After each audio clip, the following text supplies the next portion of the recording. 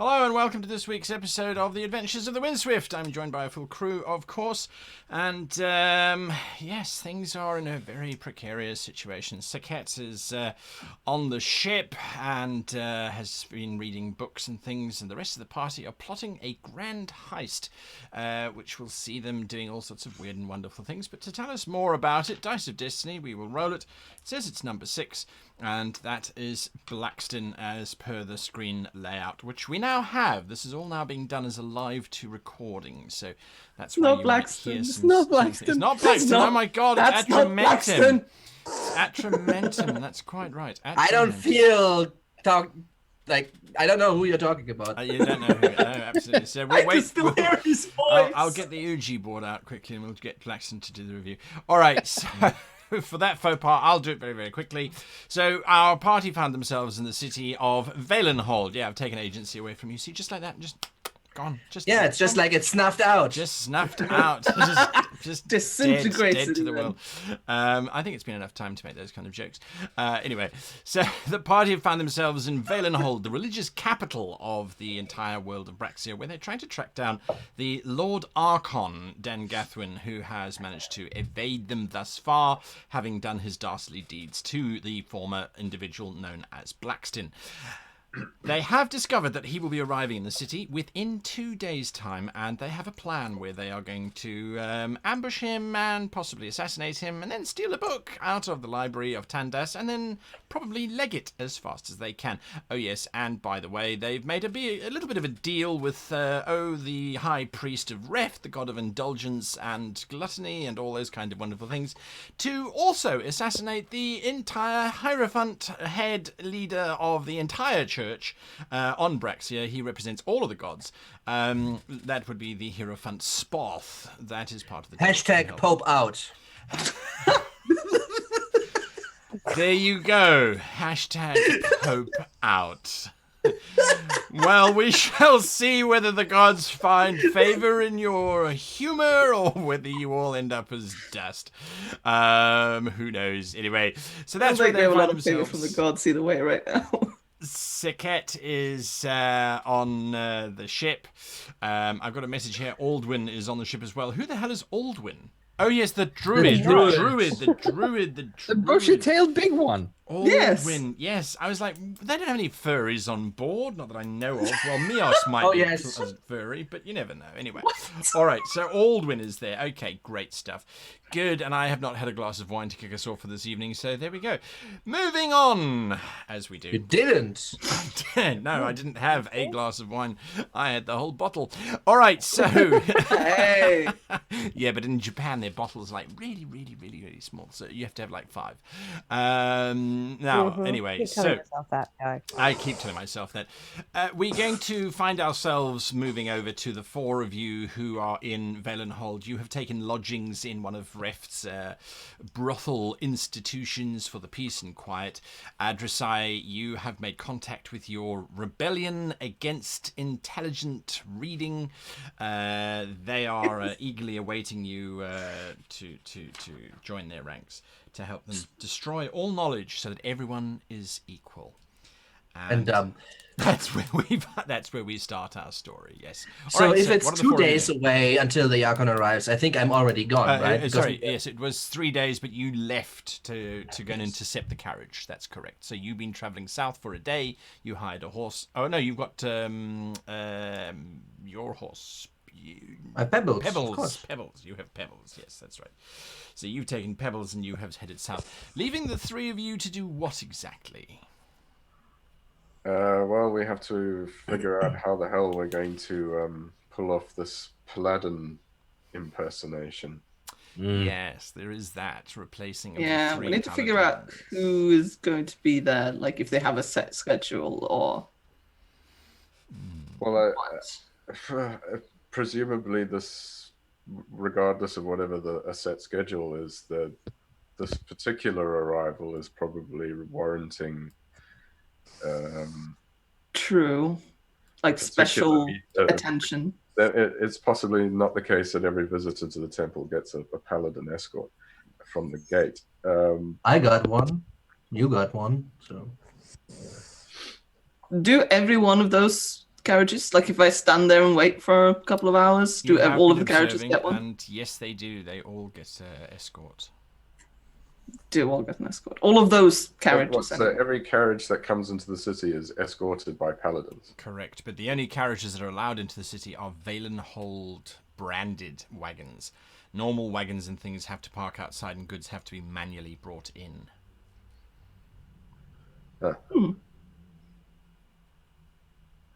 Would it be possible to find a list of when the next arriving thing to do carriages, is or where the paladins come from? Well, you know that there is a barracks that sits right next to almost all of the gates, the entry gates into the city. Assumedly, there would be a roster of some kind inside the barracks, and the guards must get there in the morning or in the evening, I suppose, from their private residences. Most likely they sleep in monastic dormitories, considering that almost every structure inside Valenhold is a temple of some kind. Remind me again why we're not doing this out of the gates of the city and just sort of replace everyone because before they come to the gates. Murdering the Lord Archon in the territories of Brunei would still be considered murder, whereas inside the folds of Valenhold, the priest of Reft can protect you. But it is a valid question. You could go outside theoretically and destroy the carriage before it even gets to the temple itself, but then there was that little problem that you were going to use the carriage to get into the temple of Tandas to get the book. I'm just saying we could like assault them and murder the man outside and then replace him and then yeah, but yeah, no, you're right. I mean, it's that point now. We don't know I where. would prefer not to be an outlaw in Brunei, okay?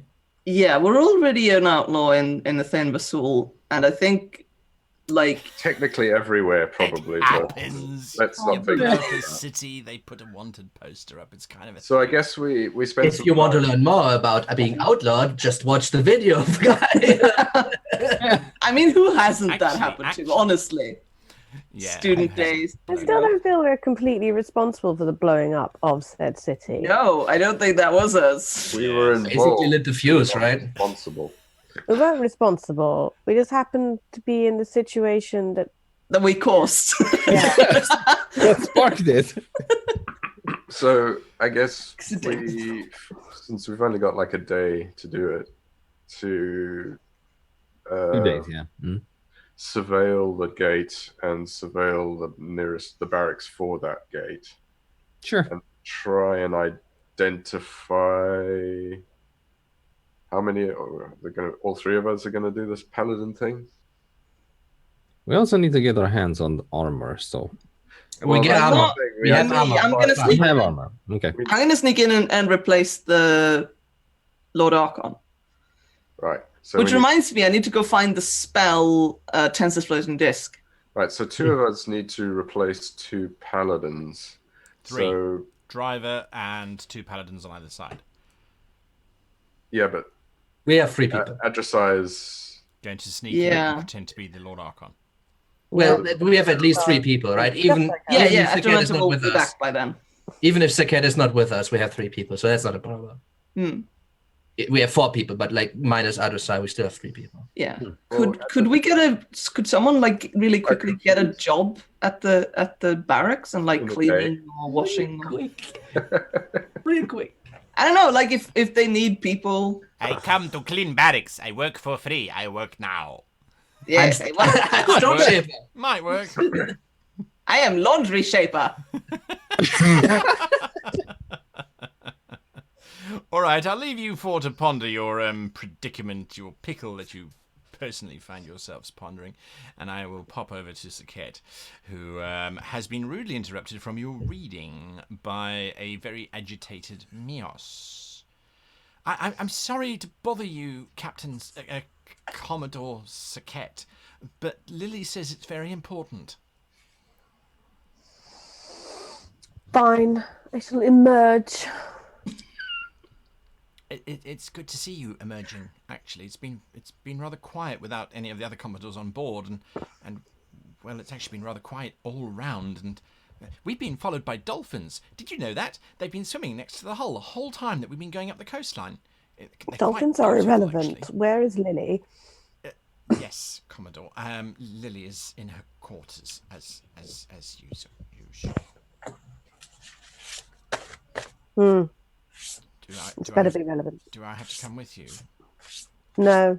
Oh, good. Okay.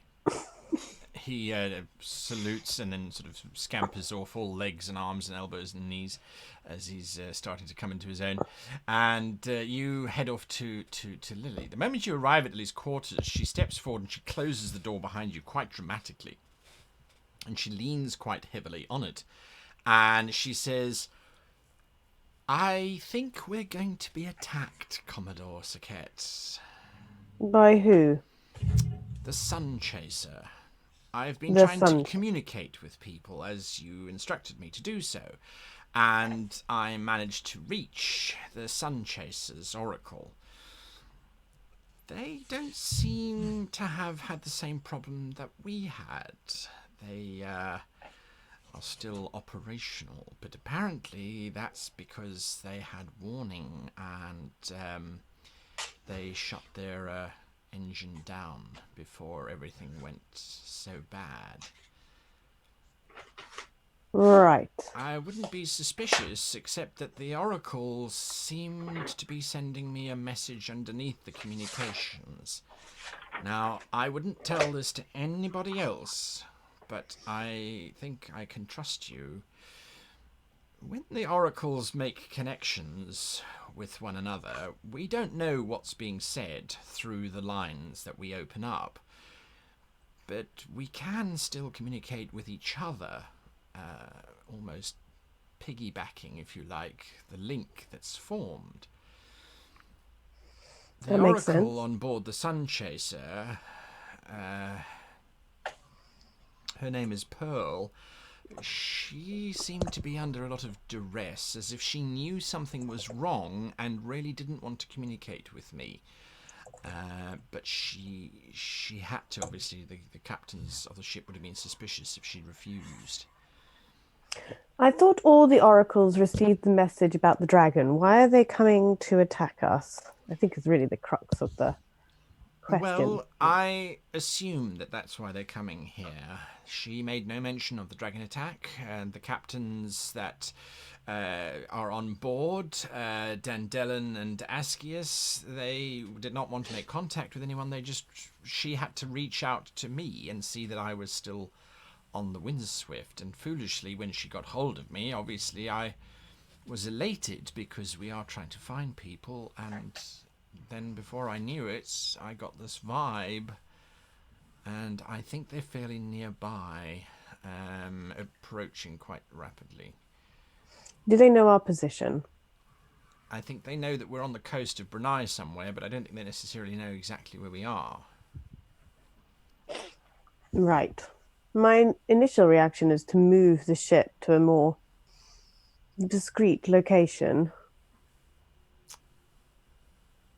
One that's better hidden. Well, unfortunately, that means the captains on the shore will not know where we are. That, and which way do we go? The Archon Cuffet knows that we were heading north. Then we should head south. But what if that's the direction the Sun Chaser's coming from? Then we'd be heading straight into them. Yes, I see your point. I didn't get their location. I suppose we could try and contact them and get it from them, but then we run the risk of them figuring out where we are exactly as well. Well, we should do that before we move. All right. Do you want me to make contact then with Pearl? You can attempt to make contact with Pearl, and we will see. This is very inconvenient, Lily. I have other things going on. I shouldn't have told you. No, you should have told me. It's just I have discovered things in my uncle's book that I am not particularly amused by. I see. Well. And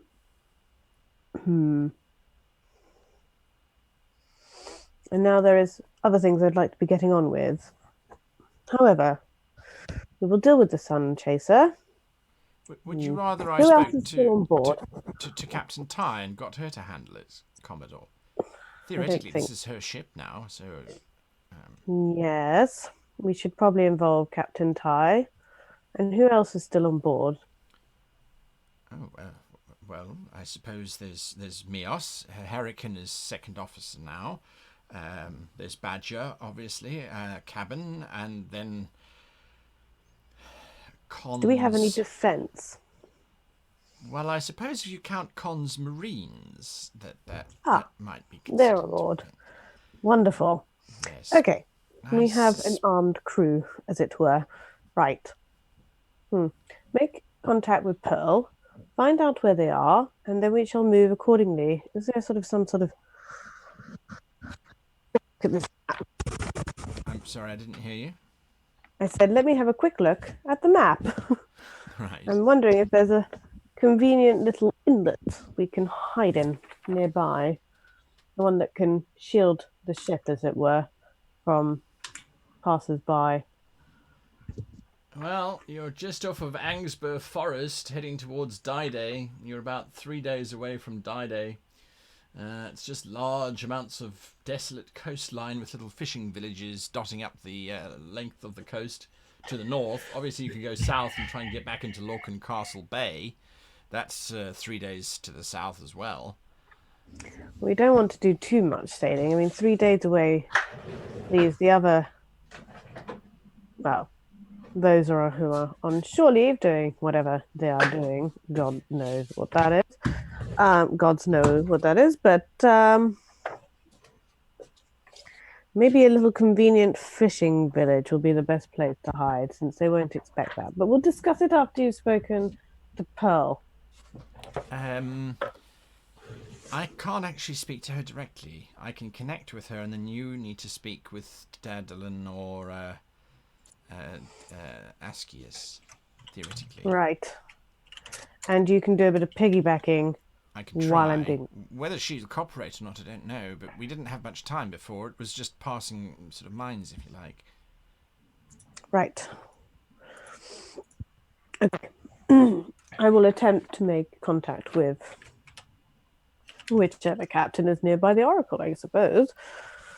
Let us begin. All right. I'm not going to enjoy this, am I? Lily closes her eyes and her head sort of rolls back, and suddenly her head snaps up again, and she gives you this great big grin.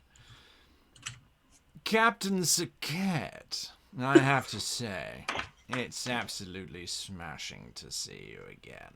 How have you been? It's been so long. Last time we saw each other must have been at the cadets' graduation ceremony all those years. I don't think we should go into that, do you? Perhaps not. It was so long ago. I am aware that your ship wasn't tragically lost in this awful, awful incident that seems to have befallen our order. And I am under instructions from Archon Dengathwin to make contact with any other members who have survived this treacherous assault on our bastion of virtue. I am pleased that you are one of the survivors. Yes, I see we have still learnt not to beat around the bush that much, haven't we? What exactly are you looking for us for? I am merely following the orders of our most excellent Archon, and that is, of course, to reconnoitre with all of the survivors. We need to take stock of who's left. I'm assuming it's only the good ones who survived. That's The good usually ones. case, yeah. By that, do you mean those who are still willing to fight the dragons? Of course. Why would you say anything otherwise? Well, it seems that you're not exactly appraised of recent events. The Archon has explained the entire situation to me, and I assure you it makes perfect sense once you hear it. I would be delighted to entertain you and whichever of the captains happen to have survived aboard my vessel, the Sun Chaser. This is sounding very elaborate to me. I feel It's there's only something you dinner, want. Captain Zaket. Nothing like Yes. your Sagetti And again, affairs. Nothing elaborate. The I'm last sure. time we had dinner, it didn't go so well. That was the wine, I maintain. Uh-huh. Yes. Inferior see. stock, you see. Yes, and that was why we got quite so lecherous, I'm sure. Anyhow, as I was saying, one feels that dinner upon your ship would not be the most productive way of going around things. I'm kind of busy right now, and I'm not sure where the other Commodores are. So, What do you mean, Commodores? I'm not familiar with this term. It does sound awfully spiffy. Biffy.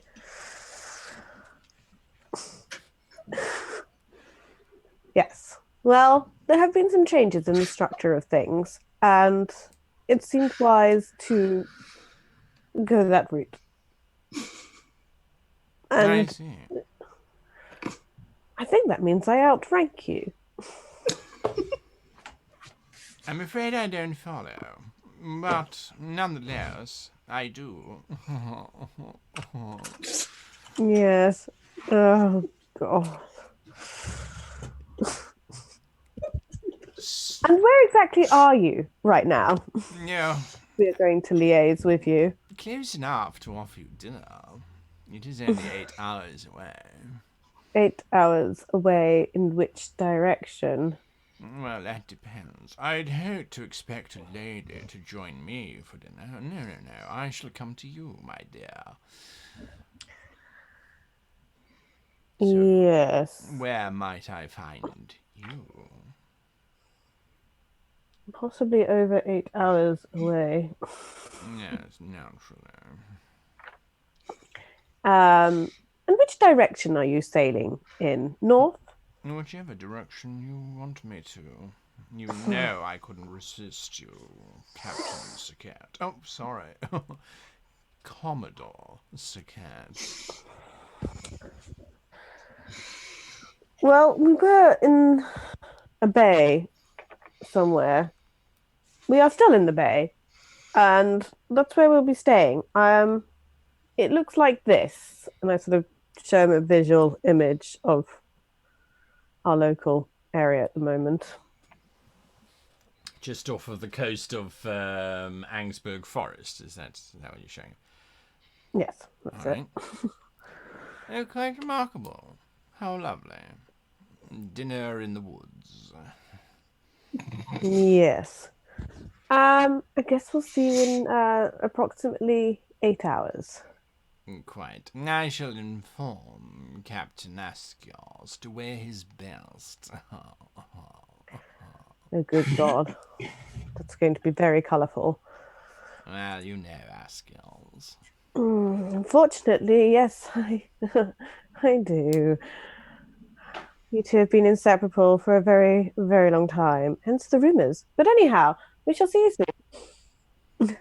Lily's head kind of snaps around and she looks at you and she says, they're still flying. Right, we need to get out of here. Oh, balls, they're still flying, Lily. Yes.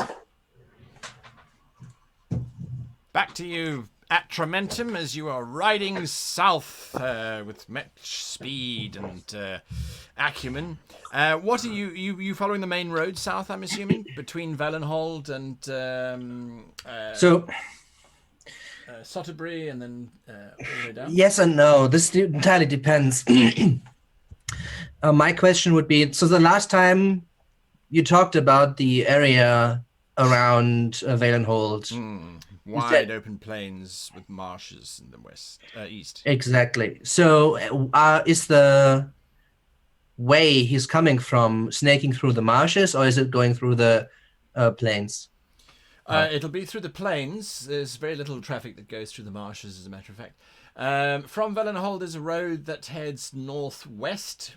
He is unlikely. Okay, but I kind of know where he's coming from. He needs to come from the south. He needs to come from the south. There's only one road All from right. the south. So, obviously, you didn't put any kind of small village and out kind of towns, villages are not on the map. grouping Yes. of buildings and whatnot on the map, obviously. Correct. There are dozens of them, though. So, with me knowing that he is roughly 3 days away when I leave, I would then ride like the hell south for about the first day, so I get more than half the way covered, so to say. Right? Tell me, Pebbles. It is Pebbles, right? Is it Pebbles? Your horse? Yeah. Yes. Pebbles doesn't have the same requirements as a real horse. In what sense? A horse Meaning can't eating and run for drinking? the whole day; it'll exhaust itself out. So, Right. But Pebbles could, is what I'm saying, because it's a summer Well, creature. technically.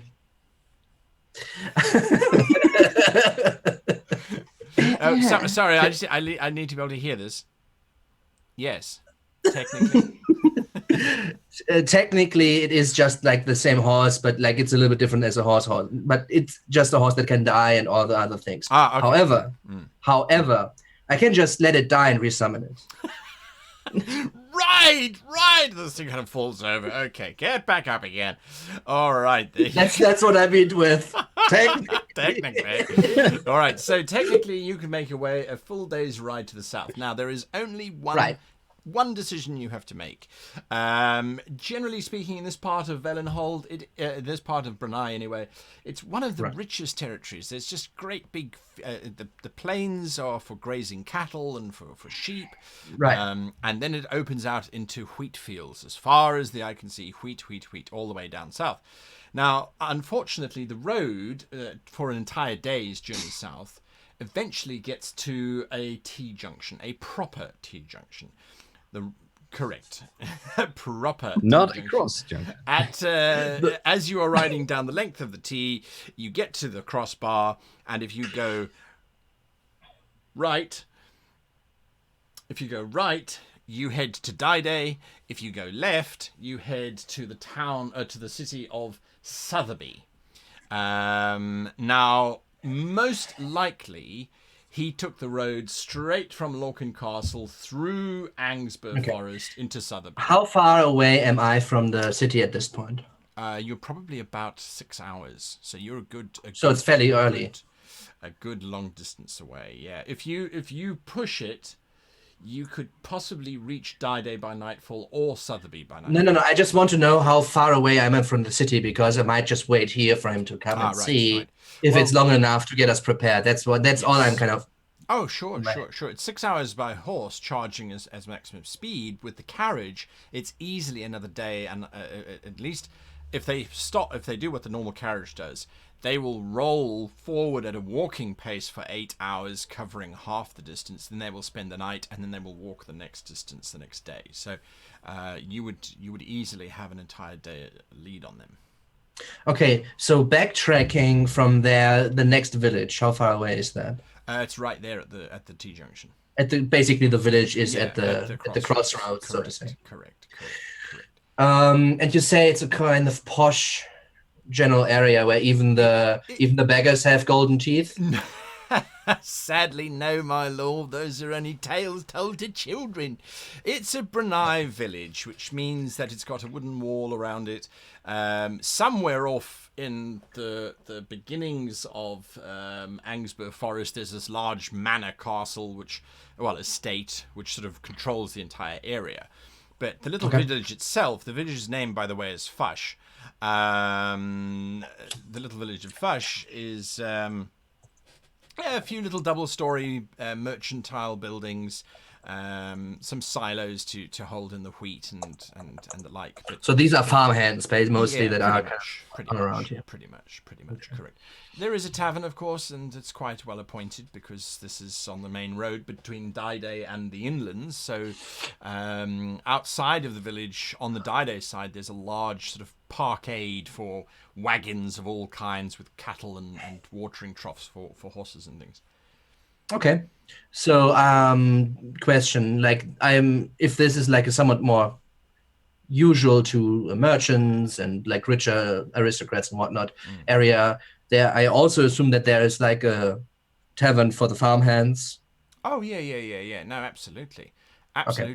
So what I would do is basically set aside pebbles for like just like let him roam for a bit, go back to the city, let pebbles go, and get a room in like the less expensive, more accustomed to my attire kind of situation going on. All right. You're place. asked one question by the innkeeper. Do you want your own room, or do you want to Yes. sleep with the boys? No, no, thank you. I'm good with the boys. I want one alone. All right. Well, with the boys, then it's 5 copper a night, and that includes soup of the day. Sure. Great. So I eat a little bit, but mostly what I am is waiting outside. Sure. Just like hanging out as inconspicuously as possible, and of waiting for anything. And meanwhile, what I can do maybe is just like ask around and see, like get a lay of the land, get an idea how often these carriages come through. Yeah. All right. Gather information and like, yes. Is he likely to waiting come for through it? here? Exactly. Yeah. All right. And Not a problem. So that's what you're spending the day on. Jorik, what are you spending your day on? You guys have kind of got a plan that the three of you need to follow, kind of, sort of. Yes, I'm gonna go have a look at the barracks to the south. You mean in the city? Right? In the city, yes. Okay, all right. So you're going to go and look at the barracks. What are you specifically trying to find out? Well, one, if there's anyone staying there, or if the guards are coming from some other place and just arm up at the barracks, or if they're actually staying there. And then I'll check on defenses, guards, etc., see if I can just sneak in and have a look at that map. Right, the list, the roster, if I can find it. So you're kind of casing the joint. Con, what are you doing? Well, I guess I want to establish the times and patterns of the movements of the paladins between the wherever they come from to the barracks and the gate. All right, so you're looking at the movements of guards in and out of the barracks. Adressai? First off, I'm going to find that spell, Tensor's Floating Disc. Find Tensor's Floating Disc. Yeah. Yes. Okay. All right, Saket, what are you doing?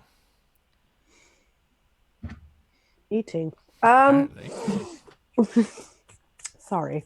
So this is a problem. Lily, keep doing what you were doing. I'm going to have a little chat with our mercenary group. What was the name of the leader again? Oh dear, this is terrible. I've been in my room for far too long in a meditation that was very, very, very deep.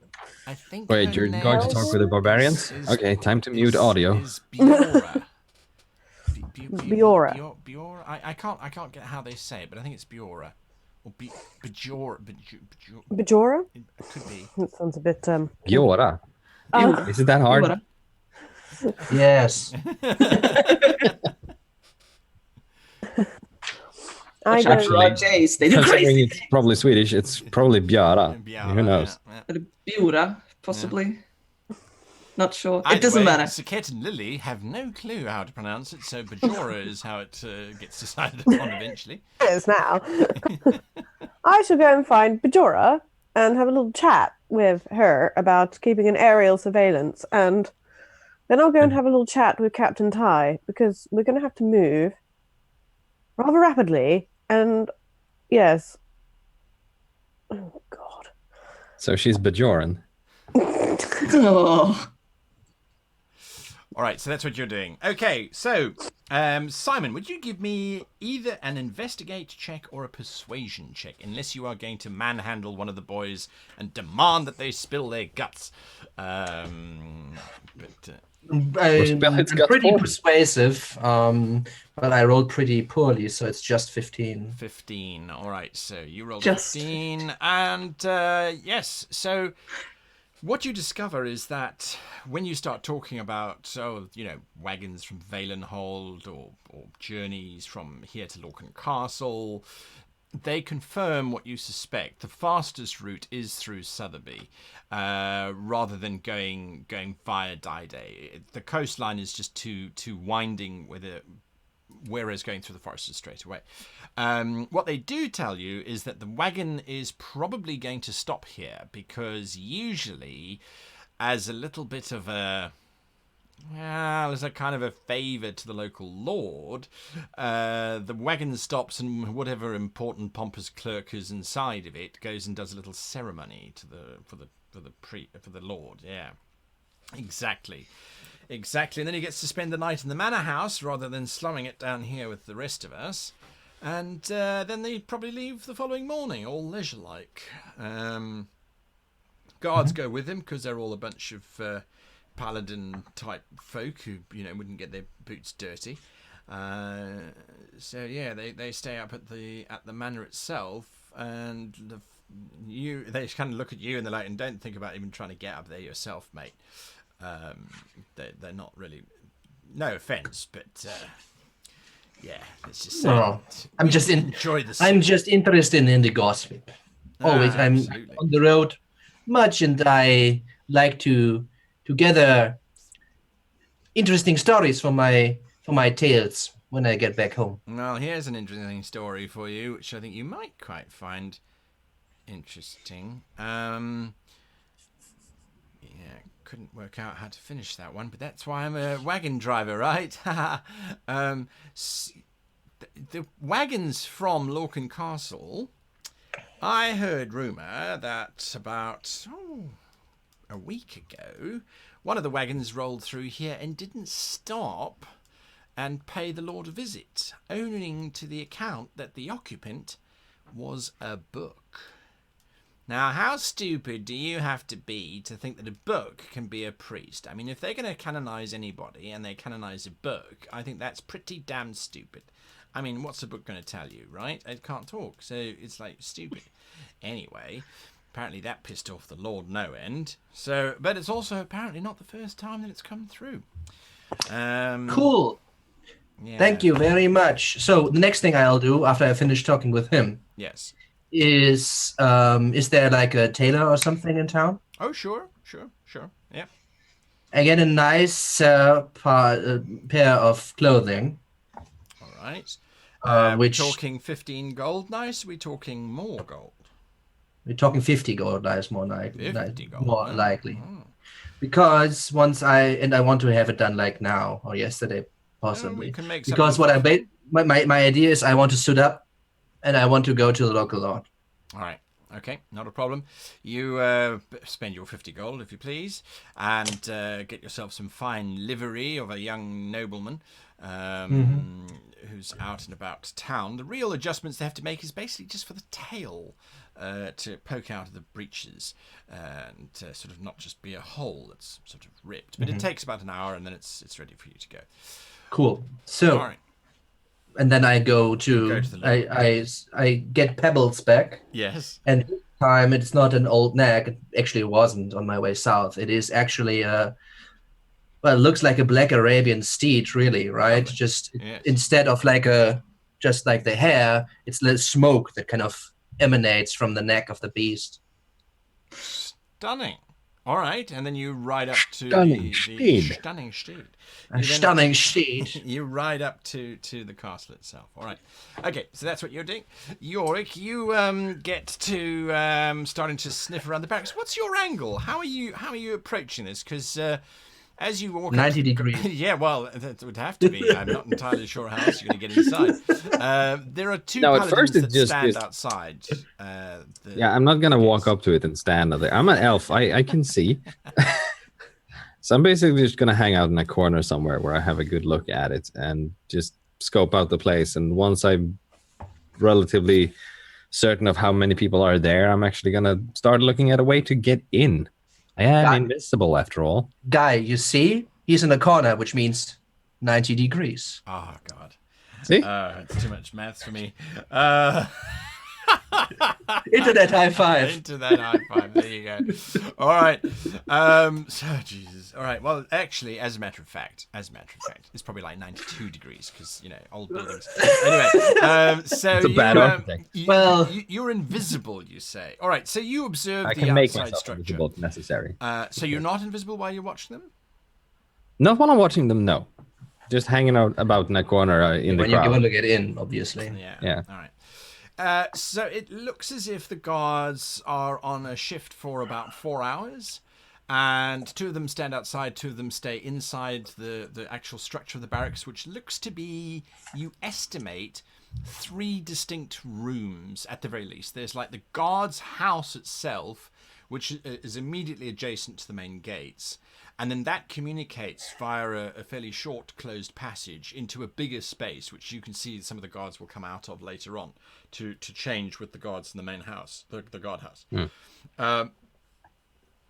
So this is not the barracks. This is the guardhouse local at the doors. The guardhouse locally. So there's that space that they come out of, but behind that is then a barracks area where you see there's a little bit of a low wall and you can hear practice sounds coming from within it.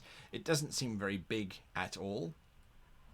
And it does have like sort of 1 or 2 people testing their metal, if you like, on wooden dummies and things. So that's what you see. Where the actual roster might be, it is either in the barracks, in that middle room, or in the guardhouse itself.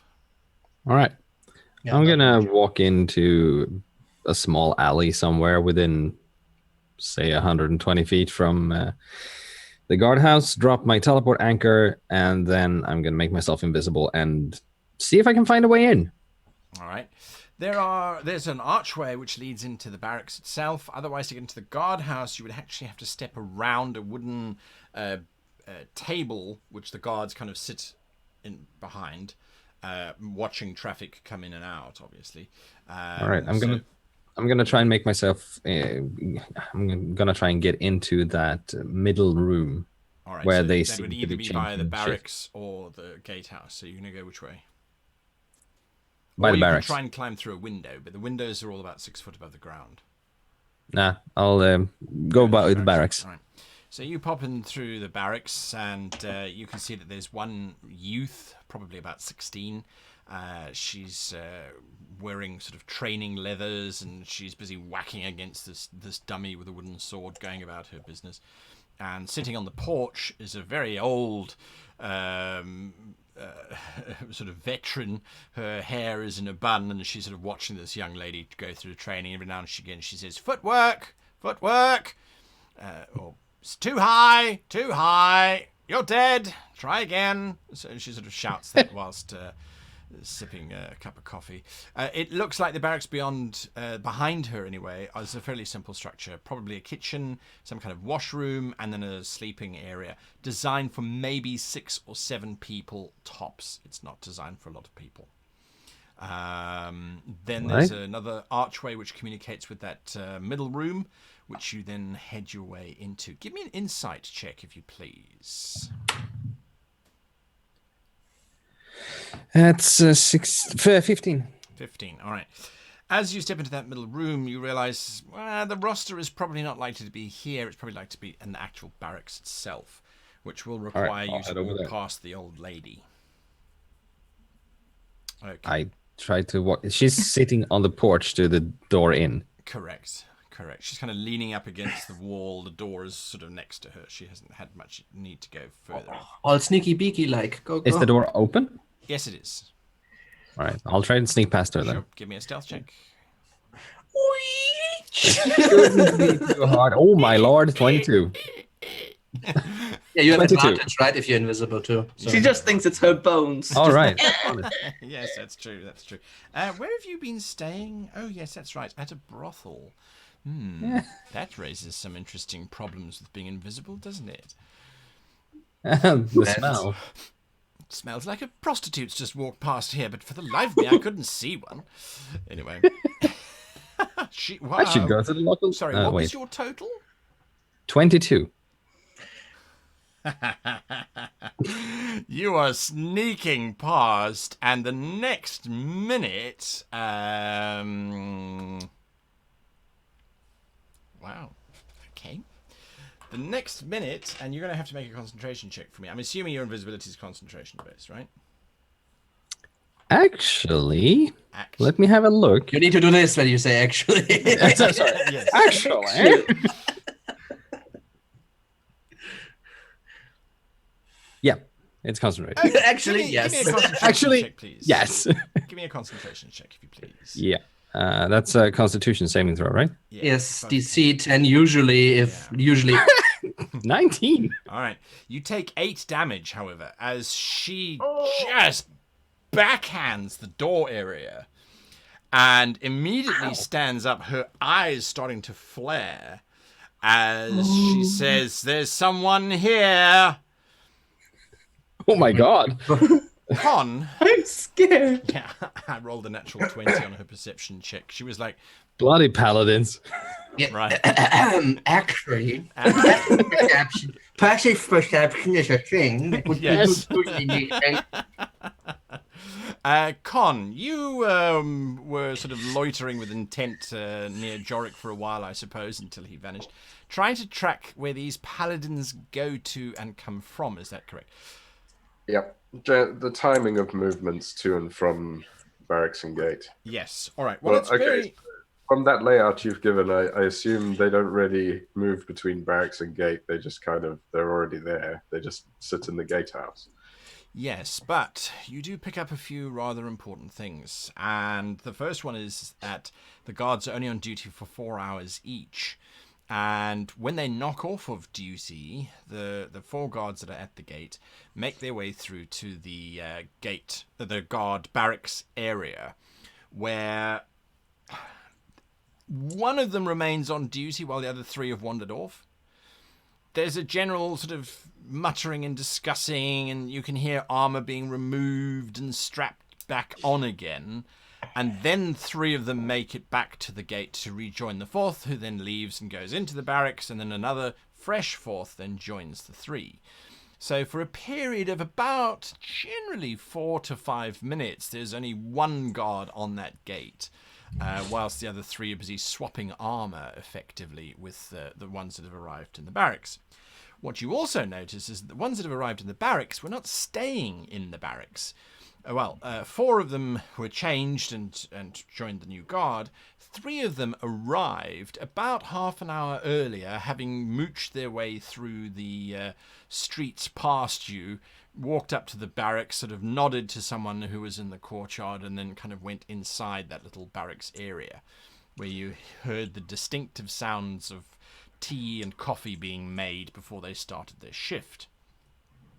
Of the 4 that have now come off of duty, this is seconds before Jorik has his encounter with the paladin from hell.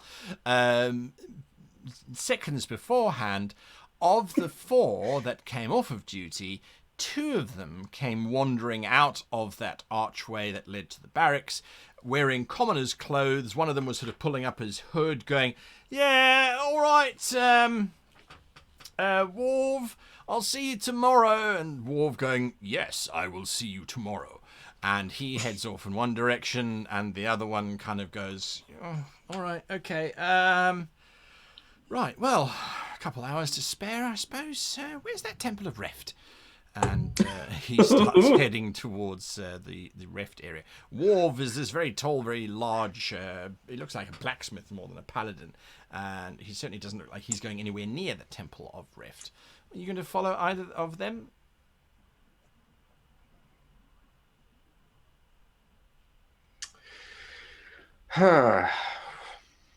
Temple of Reft, huh? Yeah, let's follow this one. To the Temple of Reft?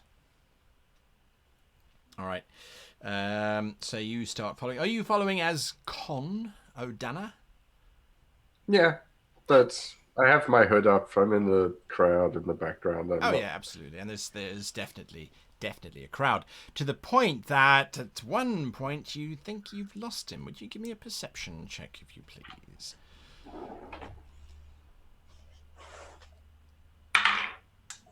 Uh, 11. 11.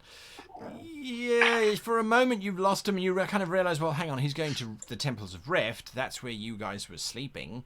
So it's kind of in that area. You head off in that area, and then eventually you do catch up with him, just in time to see him going into one of the parlours of Earthly Delights, it calls itself. Of course, you know it has absolutely nothing to do with Earth at all. As he sort of makes his way in. What are you doing? How many days are we till Archon arrival? 2 days at this now. stage? This will be. You've got 2 days after today, and today it's sort of like midday already. It's midday, so we still have 2 days 36 and a half. hours. Yeah. Depending on when he arrives, obviously. Yeah, true. Ish. 36 hours ish. Day after tomorrow is the day he shows up. Right.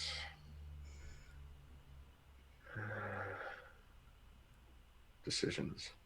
Well, I'm not going to follow him in there. It's useful enough that he goes there. Right. I'm going to make my way back to the barracks. All right, so you're storing going to this little fact away and location away. All right. It's useful information. Okay. Filed under adultery. Heresy, right. possibly. Adversai, where are you going to go and get your Tenses floating disc?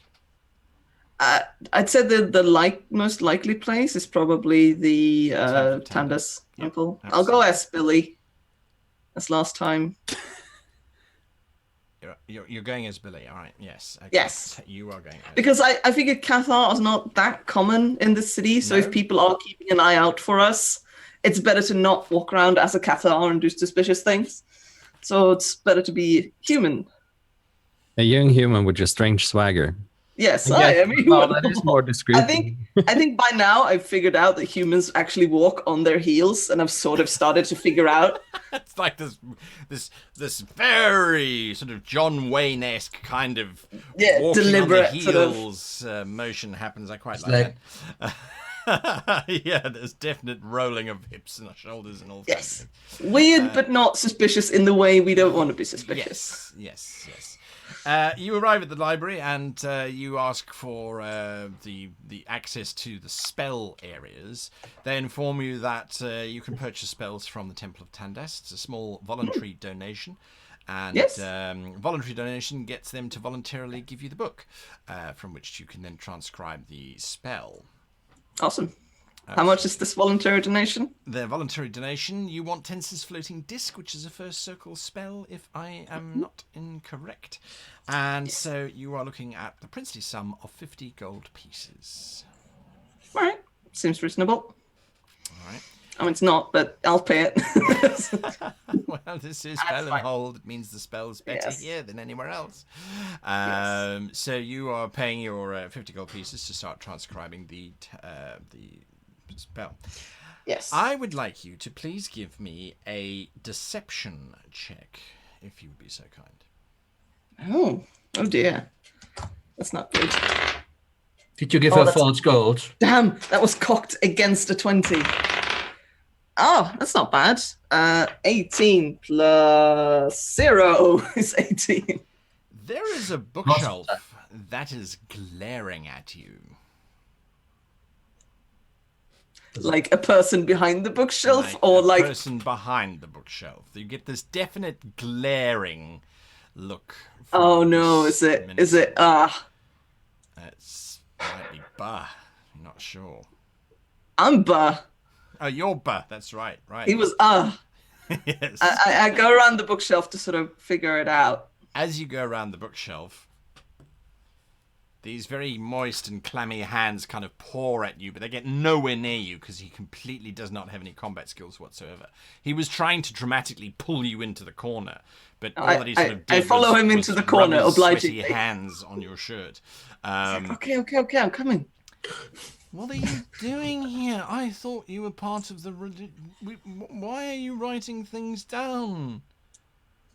Well, I still have, like, a facade to uphold. I can't give the game away. Can I?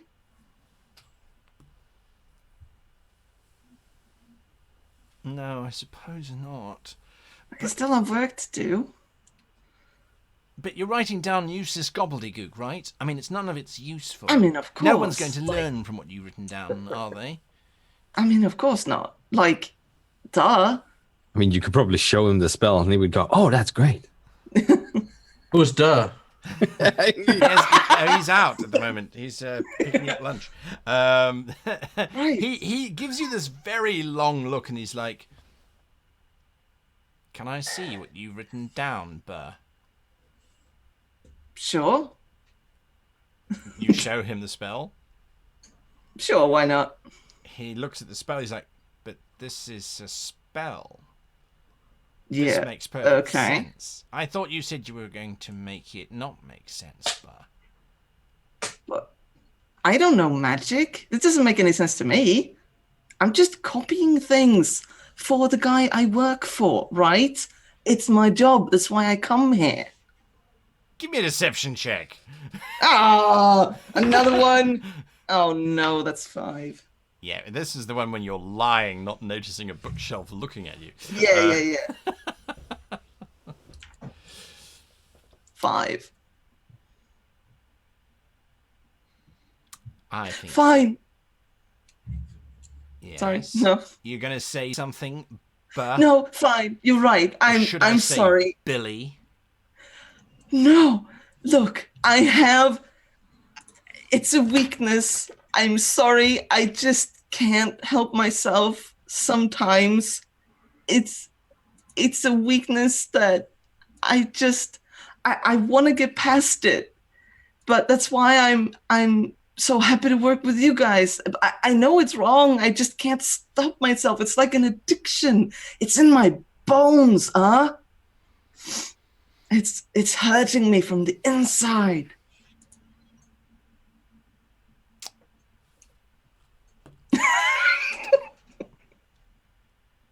I've been there. I know. I sort of fake cry into his shoulder. He's not entirely sure what to do with personal contact. He kind of burnt that book. He sort of... We'll help you get over this, Spur. We will take you and make you new again. We will use fire to purge this evil inside of you. Come to the secret meeting room tonight. Bring your book, Spur. And we will help you overcome this vile need to write stuff down. All right. I promise. Now, if you excuse me, I have to go and put this on the shelf, he says, and he starts wheeling away his little book cart with all of the duodecimal books as he makes his way off. So you managed to get the spell all sorted. Saket, back to you. You are consulting with Captain Ty. Yes. So I guess I tell Captain Ty, we have Sunchaser on our tail, and they are still flying, which would indicate they are on the other side. So we need to avoid them somehow. Any suggestions? She looks at the map. Do you have any idea how long they're going to take before they get here, Commodore? They said 8 hours, which is hopefully enough time for us to find somewhere that is fairly secluded on the shoreline. Somehow. Unfortunately, they have aerial view, so this is... Yes, hiding a ship is not likely. Where could we hide a ship in the middle of the ocean? I don't know. There is part of me that wonders if we can somehow use the trees in the forest as some sort of... I'm not very good at illusion spells. I'm better at fire. Which reminds me, I have a new trick up my sleeve. I could burn the ship down when it gets here. You mean the enemy ship? Yes. Oh, you could arrest someone. Yes, I could also get the 1, 2, 2 books. There is one option that we might get lucky with. You say 8 hours. Yes. Do we have any reason to believe that he might be lying? Well, they're flying. They would only be flying if they... If they were lying? Yes. Wait, so does that mean that they probably are going to take 8 hours? Yes, they probably were going to be. I don't know on front, to be honest, Lieutenant Ty. We may have less time, but as it is, they are flying, which means that they are not on our side. They are still using dragon technology, which means we need to get out of where we are, because they know where we are currently. So we need to move the ship to somewhere that's not where we are currently, so it's harder to find us. After all, even from an aerial point of view, as we know, it can be quite hard to find a needle in a haystack. Unfortunately, we happen to be the only needle on the haystack at the moment. All other ships are grounded, if you recall. Yes. That does make us rather easy to find, I would suspect. Then, as far as I can see it, we have two options. In times like this, and she kind of looks distant for a little bit, and then she comes back to you. I always ask myself what Captain Blaxton would do. And I believe that he would mount an offence against the Sun Chaser rather than run from it. I would therefore offer two courses of action, Commodore, and I think they're both that your call to make. One, we can try and find an exposed reef and hope that there is a fog over them. It is that time of year where there are morning and evening fogs. We could possibly hide in that. It might not be a long-term solution, but it could be a temporary one long enough to give us an option to do something. Alternatively, we take the ship and we bring her as close to the coastline as we can, and we try and set up that second ballista on the deck and then just blast the hell out of the Sun Chaser. We still have all the magic units from the engine. We didn't get rid of those. Those are pretty lethal when they loaded up into the ballista and fired. There's still yourself and Badger and myself. I can operate those devices. And we still have the mercenaries on board. Yes. Well, they're more close combat. I don't think they'll be very effective unless we can figure out a way of hurling them onto the Sun Chaser's deck. So if you could make them fly, then perhaps we could send a barbarian or two over. But I was more thinking once we are boarded, which will inevitably happen at some stage, if they want us to be captured. Assuming they want us to be captured, yes. Do they know that you are operating independently? I have a feeling they probably do. Then let's go to the coastline and fire up the ballistas as much as possible, prep the mercenaries, and hope that they do try and board us and aren't expecting large spiky things in their faces. Right, you are, by Commodore? Enthusiastic, underclad people. Right, and that might even give me a chance to try out this new spell I've kind of emerged with, which could be quite exciting, Lieutenant Ty. I have great feelings of joy about this one. Do we try and take the Sun Chaser intact, or do we have orders to destroy it?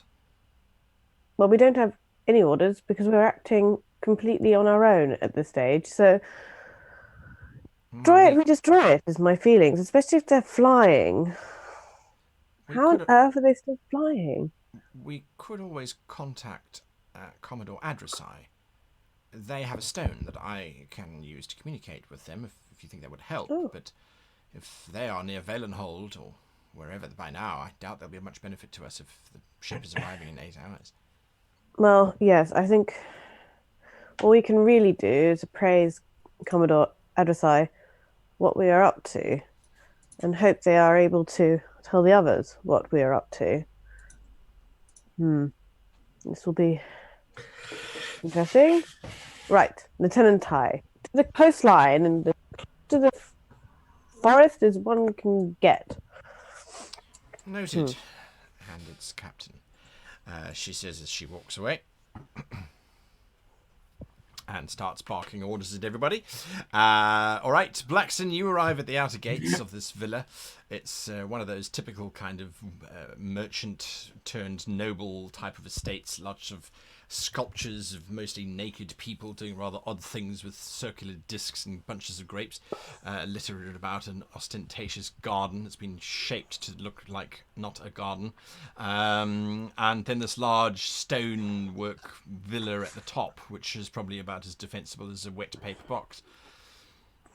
You are greeted by the gate guards. They sort of casually step forward. They don't look very threatening at all. They look up at you. Can I help you, sir? Is you after you my lord? Yes, sir. I would have my tail this time kind of wrapped around my waist as like a belt, so not to embellish it further. And I kind of pull off like this big grandiose hat and make like a deep bow, which I usually do. And I say like, my name is Sergio de Ramos, the famed artist. I am here to see your lord for a business opportunity. Right, you are, my lord, de Ramos. Yes, I'm sure he's expecting you. Do you need an escort up to the villa? It's over there, he says, and he points straight up the driveway. It's about 100 yards. And kind of look at him. Of course, this is just correct for a person in my position. Right, absolutely, yes. I thought you'd say that. Okay. All right. Baden, you're going to have to stay here. I've got to take his lordship up to the villa. He might get attacked by a topiary. So he takes the reins of your horse and he starts leading you up the driveway. Eventually you get to the front steps of this very ornate villa, and he holds the bridle whilst you dismount. And then sort of whilst you're standing there checking your coat and pretending not to have anything to do with the real world, he rushes over to the door and sort of bangs on it frantically. The door is opened by this ancient old butler, and you hear the sort of very whispered, "His name's Sausage Demario or something. I don't know. Anyway, he's here to see his lordship." And then he sort of stands as best he can to attention as you walk past. The butler gives you this very old bow and says, "You'll come this way, is Mr. de Marmalade." Sergio de Ramos, I am pleased to meet you. Very good, Mr. de Marios. Do you have an appointment with his lordship? A person like me does not need appointments. No, of course not. If you will then just wait here, please. And he sort of shows you to the side room, which is a very, very well-appointed kind of space. And a few moments later, this rather large, very bald man comes waddling in.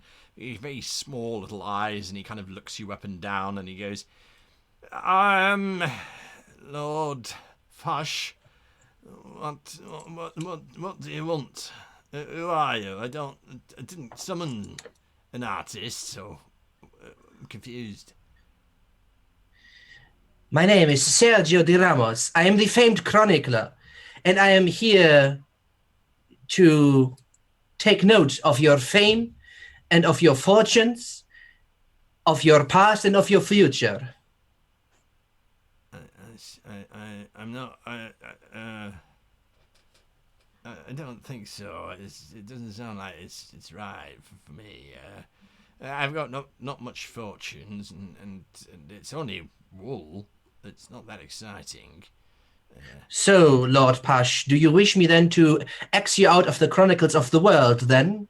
To be forgotten evermore? Oh, no, you don't have to do that. You have to do a full chronicle. Well, this is the only opportunity in your lifetime that you will have to leave a mark in history.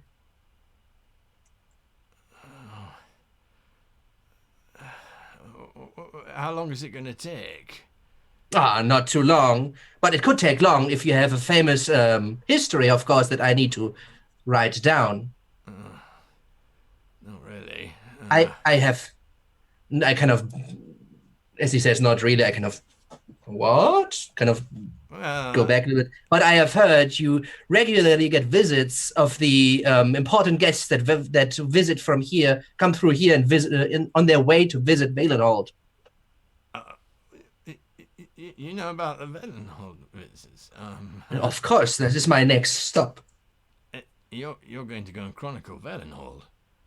Well, it is the crowning jewel of my work. Of course, I am heading for Valenhold. I see. And you stop here on your way there. That's quite nice. Well, you have to meet a lot of very important, very interesting, and famous people, which, of course, then imparts their fame upon you, which I thought you were aware of. It doesn't seem like it these days. They don't stop here anymore. That's not important. No, all right. Well, I suppose you need a desk and a table and something like that to sit and write, and I'll organise it all. You stay. He sort of turns to his butler and he says, "Just get him whatever he wants and make him comfortable and bring some food, lots of food, and bring down Mama's tapestry. You know, the wool one that she made for the Lord. Yeah, bring that one down. That you can show him that one." Oh, and then bring down the skull as well. We might as well show him that too. And the list sort of starts to build as his memory. Yes. So what I want to do is basically make him feel very important right now. Absolutely. And then kind of casually drop and there's supposed to be one guest coming through really soon. It would be a shame if we would not to meet him, such an important guest. And that's kind of my angle on the entire situation. Right. Give me a persuasion check. Well, you tell me how you want to handle the situation, because when you tell him this, he clearly has not heard about it. He is also very upset by this fact. And that's what I counted upon. Yes. He tells you that normally they do stop here, and they've always stopped here, and it's nice when they stop here because he gets to talk, and this is the part that really kills you. He gets to talk about his religious soul, and he likes good succor that he gets from the priests. It feeds and nourishes him. He feels very guilty because he can't do enough for his peasants, and there's sheep rot, and so you kind of get the picture that he's actually one of the really good nobles who was genuinely trying to do his best. Maybe not the smartest, but well, his story's rather nice in a way. His mother was the chambermaid to the original Lord Fush, and she knitted this tapestry for the Lord for one of the celebrations. So he's a bastard? No, because what happened was that Lord Fush was a widower, and he then married this lady, even contrary to the King of Brunei's wishes. And that's how he was born, and inherited everything, because Lord Fush died about 3 days later after the wedding, and after he'd sort of been conceived. So, it was quite fortuitous, and he's had to run it ever since, and he doesn't know a thing about it. And all the nobles don't talk to him because they don't think he's actually true-born noble. And yes. Anyway, so he is willing to send a detachment of people out to go and intercept this wagon to make sure it stops here. Yes, because it's important that you get to see him interacting with nobles. Intermingling, exactly. Yes. But then he does kind of start backing away from the idea because, well, it is the church, and maybe he shouldn't necessarily interfere, and if he's done something wrong, then maybe that's why there's not coming anymore, and maybe he needs to... Well, the only way to find out, of course, is if you ask them directly, and... what would be more directly is to a face-to-face conversation with one of the Valenhold invitees. So how would I do that? Exactly. I mean, do I ride out with the horse? I haven't ridden for a while, but do I ride out with the horse to go and intercept the wagon? Of course. And you can invite them to your is it this a mansion you said? Yeah, mansion. Yeah. To invite him into your mansion. And then to speak about, well, the fears and your troubles and what plights your lands, and priests are there to comfort you and to give you wise counsel. Let's do it. We'll do it. I'll do it. We'll do it. Now, I think it's important that you cover the hoof rot of 322, because that almost decimated the wool trade in the local area. I'll go and get the registry books of all the sheep that died. And he sort of starts to bring all this stuff forward, and you kind of trap there, sort of taking these notes and things, I would imagine, for the better half of the afternoon, unless you want to try and extricate yourself. He thinks that the Valenhold wagon will probably arrive. It should arrive tonight, as a matter of fact. Right. Because that's usually what they do, is they arrive. So this is the afternoon, you say? Yes, correct. Okay. So I tell him and say, but of course I will include these disasters into the chronicles, but I'm also a person of literature and embellishments, and it is much more interesting to read stories that are close to your heart. So I need inspiration for this. I will take the most important of these notes, and I will get out and watch the sunset, and this will help me to conjure my muse and ink the story of your your house onto the pages. You're not going to stay for the visit with Valenhold? Of course I will, but you say yourself they're arriving this evening. I will be. I see. Yeah, go and I will be spirit ready. Yeah, and I cannot say, but it is important that you not necessarily mention me or expect me to be there in the conversation itself, because obviously it's important to see the truth of the situation without me interfering in it.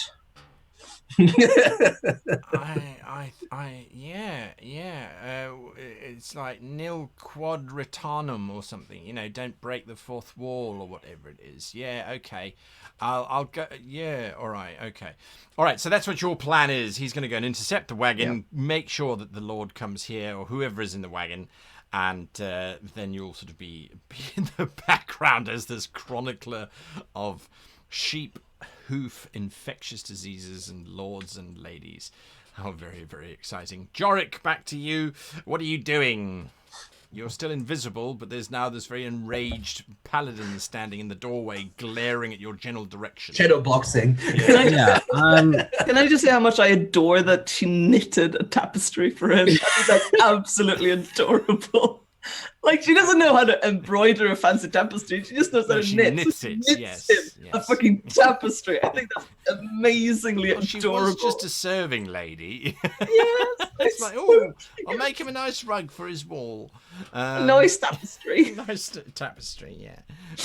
Amazing. Jorik, what are you doing? Well, I'm going to glance over to, is there a table in the room? Oh, yeah. So the room that you've kind of entered into looks like a guard's sort of ready room. There's spilt coffee on the counter. There's a pot on the open flamed hearth that's busy sort of bubbling away, and there's some chairs and some broadsheets and things of the daily goings on and whatnot. On the wall, you do see a rather neatly written and then badly crossed out and rewritten roster that has been sort of nailed up. But beyond that, there's a simple archway that leads through to the actual sleeping quarters, and you can see there are a couple of beds in there for people who need to catch 40 winks. There is one bloke who's in there already, and he seems to be snoring soundly. I'm going to have a look at the roster and try and memorize the names. Okay, give me an intelligence check. Oh, well, that's a 24. All right. Natural 20. You think you memorized the list. You're like, what? Who the hell names their child that? Anyway, all right. So you sort of desperately try and memorize the list while having this paladin start marching towards you.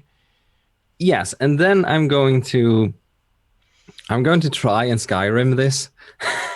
I'm going to use blind spot. Bucket on her head? No, not a bucket on her head. And then steal all the clothing. Yes. Yeah. Now I'm going to use blind spot, which is, as an action, you erase your image from the mind of one creature you can see. Okay. Saving throw. So I'm going to try and get must have been the wind moment. Right. She gets to do a wisdom save. A paladin gets to make a wisdom save. That doesn't work. I have a backup plan. All right. She rolled Stabbing? 19. Okay. So, no. Not even close. I am not the droid you're looking for. No, all right. indeed. Is that an action, yeah. by the way, to do that? Is that a reaction? Action, yes. It's an action. All right. So she gets to make a Action. counter-action. So does this drop your invisibility? It's not an attack, but I guess a it's spell. Either way, it doesn't matter if it drops the invisibility. So we say it drops the invisibility. All right. Okay. She glares at you and she says, "In the I'm not name of the Valenhold, cease and desist." I'm going to look at her like I'm you go, impressed. And I'm going to say, impressive. Impressive. The Lord will be pleased. Yeah, she clips you twice with her bare hands. One's a 19 to hit, and the other one is 15. 15's a miss. 19's a hit. 19 to hit. All right, she hits you for 6. As she just, Ow. she's basically just striding towards you like this wall of breast and hand, just slicing at you, smacking you. You get the sense that... I'm going to say, stop. I'm just here to test your security. Stop, cease. Okay, give me a deception or a performance check. Either or, it doesn't matter. As you frantically try and convince her that you are officially meant to be here. It's going to be deception because I'm not good at performance. Right. Oh, 8! Oh no! Stop! I'm here to test your security and it sucks. Pow, pow, pow. Okay, I'm not. I'm actually a circus clown and I'm looking for my tent. Pow, pow, pow. Ah! All right. So you failed that. What are you doing? She is literally now going to smack the living snot out of you. And you can see running up behind her is that young, ever so perky wooden sword wielding trainee, who's obviously eager to prove her worth as well. The gentleman who's in the room is still asleep. I'm going to say, the Lord will hear of this, and then vanish in a pink flame. Okay. Very manly of you. Yeah. You vanish. I will tell Poppy! So you cast invisibility again? No, My I father teleport to will my hear anchor. of this. Ah, you teleport to your anchor. My father is a lawyer. You can't do this. All right, you teleport to your anchor. Con, you come. And I'm going to make a strolling- mental note of, I need to really practice lying. And then I'm going to head back. You are casually kind of walking back from the Temple of Reft quarters when you hear this shouting. Sounds like Jorik screaming, and then silence, and then more shouting as this very feisty-looking woman strides out of the barracks shouting, "We've been inveigled! Someone has insinuated themselves into our barracks." The guards at the gate kind of all stand up and sort of pull their halberds up and look around and then they sort of look at her and they say, where did he go? Where did he go, Lord Captain? And she says, well, he turned into a puff of pink smoke. And their halberds kind of drooped down a little bit. The fact that Jorik's psionics are pink just makes this better. And they look at her and they say, he did he? Could be butterflies, would be even better. Yeah. Pink smoke, Lord Captain. All right, we'll have a look and see if we can find him. Could you describe Any him for traces us? of pink smoke? Yeah. That's... By the way, as soon as I get back, I'm going to write down all the names so I don't forget them. All right. So Con, do you do anything while you watch the two guardsmen stay on the gate and the other two kind of wander around? They poke some barrels in the side of the street and you hear one of them shout, "Oi, Tolly, do you see any pink smoke?" "No, I don't see any pink smoke here, but maybe there might be some in the guard's house, next to the kettle, like." "Oh, I hear you about the kettle. Yeah, I think I saw some pink smoke there the other day, actually. Could have been pink smoke. Well, it was white, but if you look at it right, it could be pink." Anyway, so they search for about 12 seconds, and then... Don't let anyone be a paladin these days. Well... Hopefully. Yeah, from what you've seen, none of them seem to be very paladin-like, except for that dwarf individual, who walked certainly like a paladin. And the woman who was shouting so loudly, she does seem to have the bearing of a paladin, but she also does seem to be sitting down, possibly questioning whether she actually did see someone or if perhaps... I feel mildly sorry for her, but Yeah. About this much, right? Knowing Jorik, I do a bit of a scout around the periphery until I find him. Sure, it's not difficult. I'm sure he's not gone far. I know what I'm looking for. Yeah. Yeah, not difficult to find him at all. Causing a stir, I see. Apparently the paladins are more perceptive than I thought. She must have smelled me when I walked past her. Because I was very quiet, I promise. I'm sure. And she didn't even speak. She just hit me many times. You see this big hand mark sort of swelling up on the side of his head. Guy, what was the name of the guard who went to the Palace of Earthly Pleasures, or whatever it was called? Worf never called his name out, so you didn't get that. It began with an A. I'm sure you did. Mm-mm. No? I thought it began with an A. Okay. Pretty sure. Maybe. I don't think so. I have his name in my head, but I think he answered like, "You come with me," and then he said like, "No, no, I think," but I don't remember. I didn't. Does his name begin with an A? Because if it does, then you did. It doesn't. It begins with a J. Aha! It's mystery solved, so I don't know whose name I'm thinking of then. Okay, so I only have the name Worf, and I don't know where he went. Yeah. And he's supposed to look tough and get beaten, so everybody else looks tougher. Yes. Exactly. And his poor social skills. Correct. Is it common for with these paladins? Do they fall under the city of the overall city authority, or do they belong to a particular church, like the church whose gate they're coming through, that sector? What I mean, where do these guys come from? Who do they belong to? So I'm going to say that you and Jorik are nursing a beer each, and this, you asking of sort of the barkeep and sort of discreetly and quietly in a sort of a 3 o'clock in the afternoon type of. Well. So this security you have here. Yeah. No, but I mean also that we've been watching them. I mean, whose livery are they wearing? Okay. So yes. Armor, uniforms. Well, firstly, definitely they share the armor, and the livery is of Valenhold itself. And when you're sort of chatting to the barkeep and things sort of come up and the sorts, you find out that they are employed by Valenhold, which has its own sort of entity, if you like, which technically Lord Spoth is in charge of, because he's sort of the head of everything. But they really more for show than anything else. Maybe 3 or 4 of them are actually paladins. Yes, I rather thought that might be the case. Yeah, well, you take George.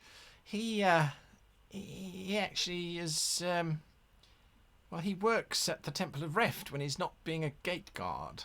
He works. If you take my meaning. Probably.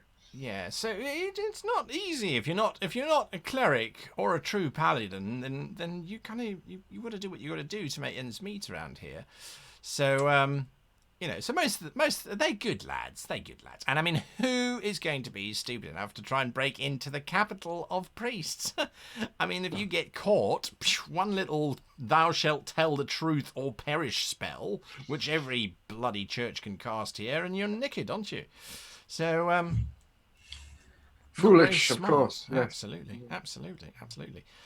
You can't sort of skulk around either. The big boys have all got their little spells and things. No. So they're really, it's an honor guard that was formed just after Valenhold actually came into power.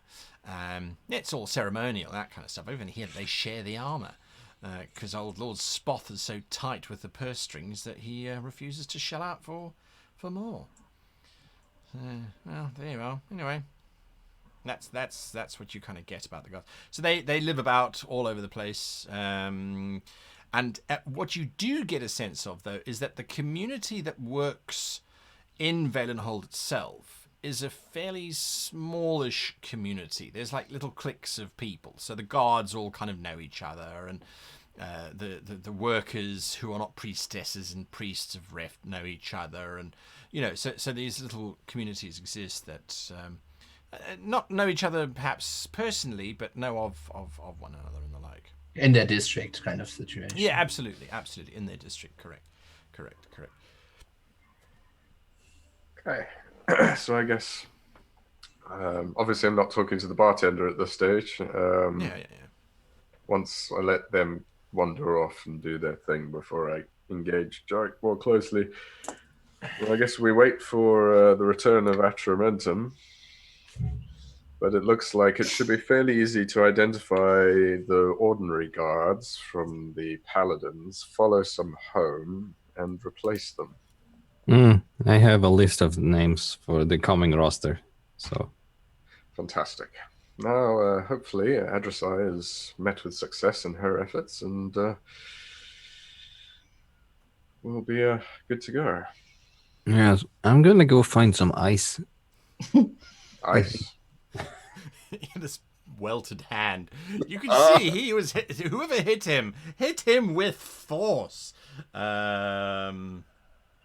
So, yeah, all right. Adversai... Retiree packs some punch. She was a large woman. Falcon! Adversai, you managed to extricate yourself from you got your spell. Are you kind of going to rendezvous with the lads? I did have another plan for the afternoon. Yes, actually. Yes. I want to ask I suppose it's a mythological question. I don't want to look for this in the temple of Tandas, but I imagine like religious texts exist all over. Yeah. And also part of what my character knows, is there a place where the gods don't reach? Like, is there like mythologically, story-wise, history-wise, places or circumstances where, because they can't interact other than through like agents, but they're obviously aware of what happens and they receive like prayers and stuff. So like, are there circumstances or places where the gods are not able to view or sense things? So to avoid getting arrested for heretical thought, there is a very simple answer, which you feel might not necessarily be the most correct answer, but it is a simple answer. Wherever Lord Gashul, the god of oblivion, works, it is generally given that no other god will be present, because they all so hate Gashul that they will not go anywhere near where he has been. They will send their worshippers and their followers to try and destroy his unholy areas, but generally speaking, that's where you would find your sanctuary, if you like. So if you were to go to Gashul, and there isn't a temple here to him, by the way, if you were to go to a site of Gashul... That's wrong advertising. To all the gods. Well, it is. They don't count Gashul as a god. They count him as like this evil force that creates anti-gods. Yeah, it's an anti type of being who obviously is going to get defeated by the gods because he's not. Would I know or be able to figure out how to consecrate a place to the name of Gashul and what would actually happen if I did? You're crazy. Well, I'm just saying we might have use for this at some point. You're crazy. Sure. Let's just. I mean, you're a cat. Adversai is in a mental space where Adversai wants straight up to murder Tandas. Right. Adversai is not fucking around. Adversai is going to arm themselves. I am going to kill a god. Yeah, I mean, they're pissed. They're not sad. They're angry. They're angry. So, if you became a priest, you would have access to a spell, Sanctify, Hallow, Consecrate. There are a range of them that you would have access to. It is said that, and this is reading between the lines of the literature that you can find. It is said that worshippers of Gashul are madmen because Gashul does not promise power.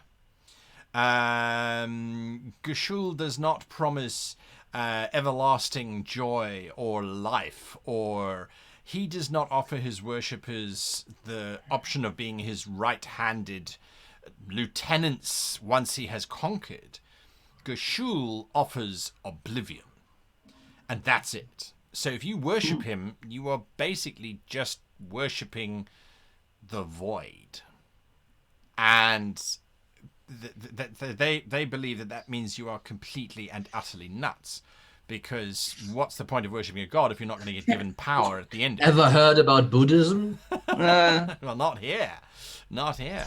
I mean, I just comes from a culture that does believe in reincarnation, so it kind of maybe. Yeah, well, Gashul. No, remember, Gashul does not offer any of that either. Yeah, I know, but you are. If you wanted to actually go away, then a Cathar would have to probably turn to Gashul. Yes, a Cathar would probably have to worship Gashul to hopefully not come back. Yes, and just hope that Nur is not listening, because Nur is the god of rebirth. Yes. What kind of entities have historically been Gashul's agents? Generally, psychopathic priests who the literature is very scarce in terms of what they were doing It's just that when they were found, the churches sent everyone they could after them to just destroy them. On the point that there was no trial, there were no spells cast, they were literally just hacked into pieces. Because one of the benefits of killing a worshipper of Gashul is that Gashul has and does not return his followers. He does not do reincarnation or resurrection or anything like that, because when you die, Gashul consumes your soul and obliterates you from existence. Yes, angry mob style justice. Yes. So they kind of they pat themselves in the back, going, "You see, what a stupid god! I mean, when we kill their followers, they don't come back. I mean, at least if we die, we know our gods are going to bring us back if we spend enough money, because that's what gods are interested in." Obviously, playing hardcore mode. Yeah, basically. Yeah. Cthulhu's hardcore. So yeah, that's what you kind of get. But it is difficult to get anything more than that, because they just haven't bothered to write down type of stuff. There's lots of ballads of people hunting the Gashul worshippers.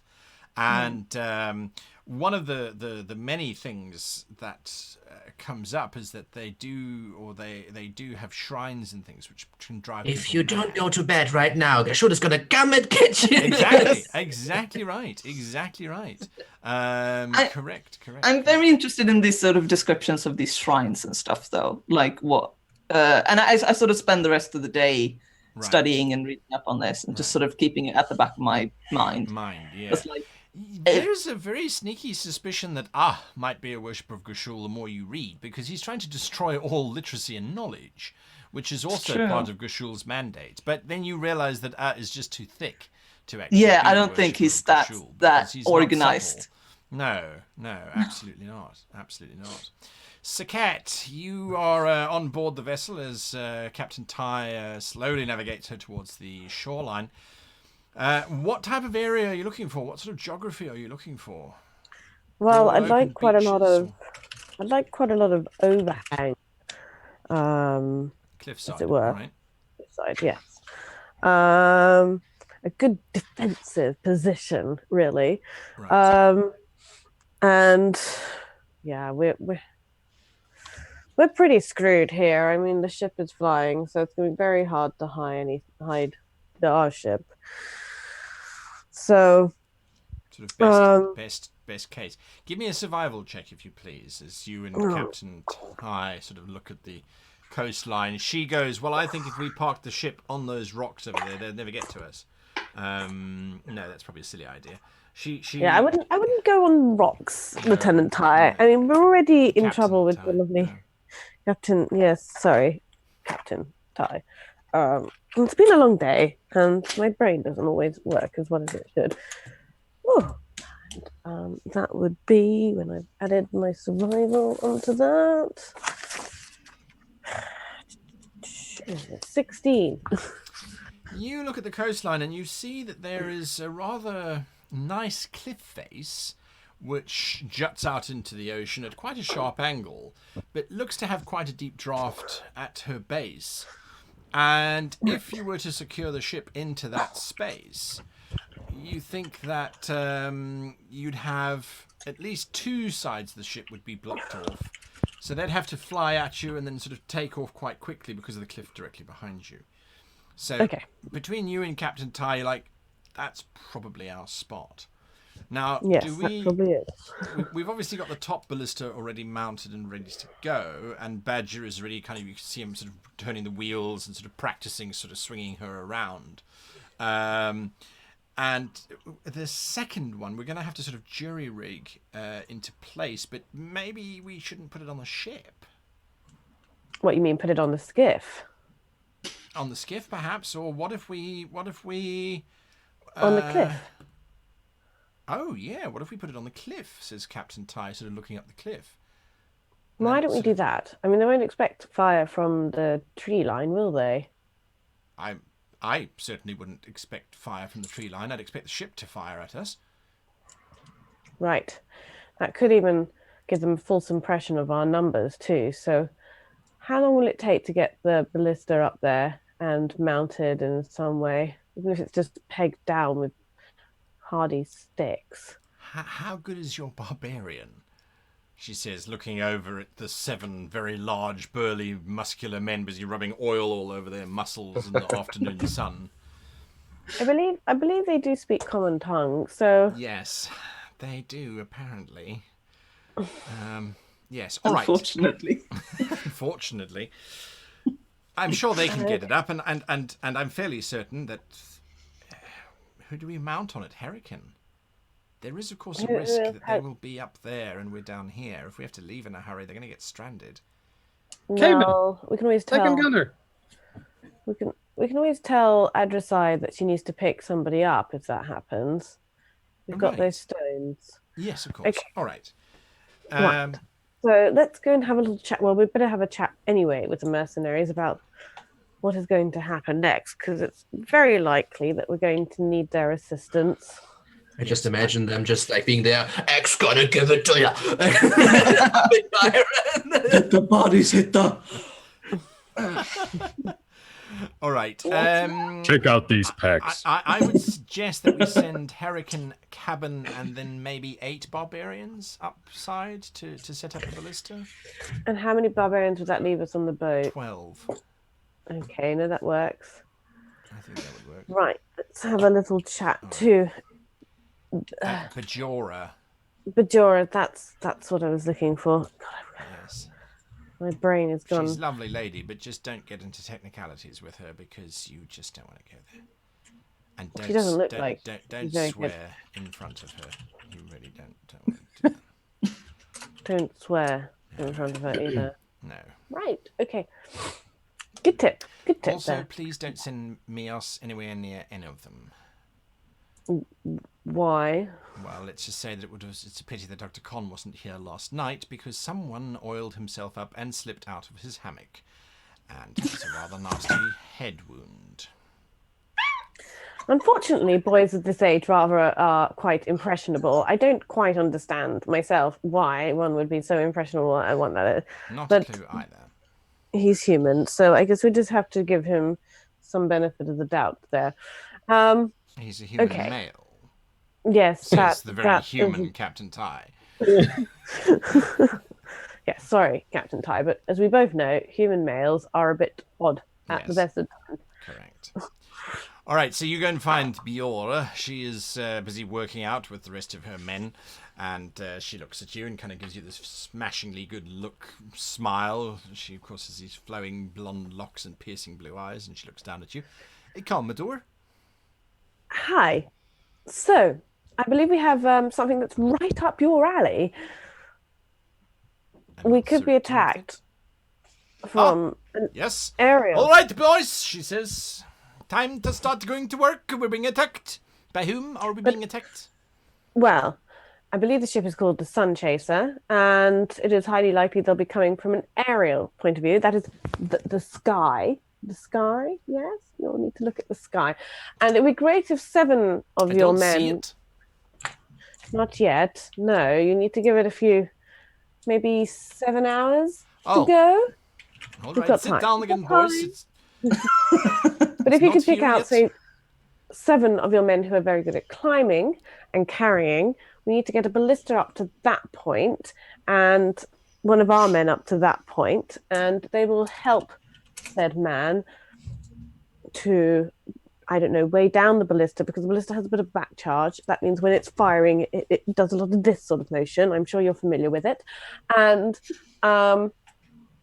then, we need to secure that to the ground somehow and make sure it's in a good firing position and it's well protected from anybody coming down to attack it. So, good men with their pointy swords know which end to stick the pointy bit at. And then the rest of you, the other 12 of you, will help us on board the boat, wield off any attack from the sky. It's an aerial attack, you say? An aerial attack, yes. Yeah. Are we expecting flyers? The ship is flying. The ones on board the vessel? They could well try and board our vessel from the sky. Mm-hmm. Are they likely to drop down on us? We have quite a lot of experience fighting drop goblins. It's not uncommon in our part of the world. Yeah. That's really good to know. So yes, that is a high possibility, yes. All right, that's good to know. We'll use shields in that case. You want 8 of the boys to take the ballista up?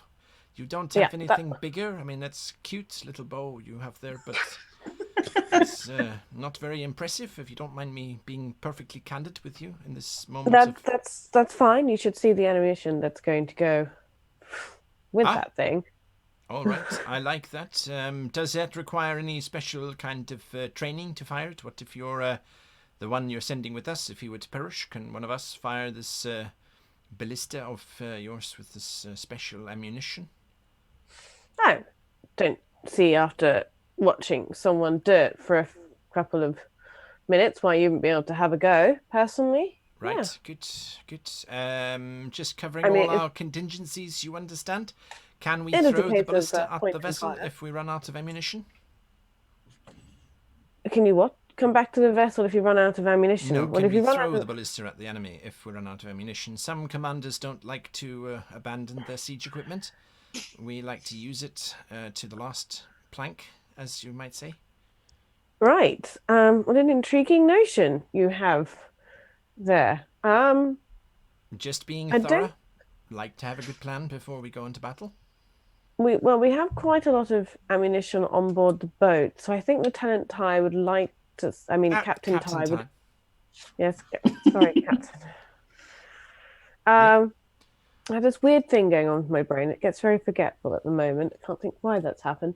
Anyway, so I think we'd like to keep the ballista for future usage. We will make sure it gets saved until the last. Absolutely.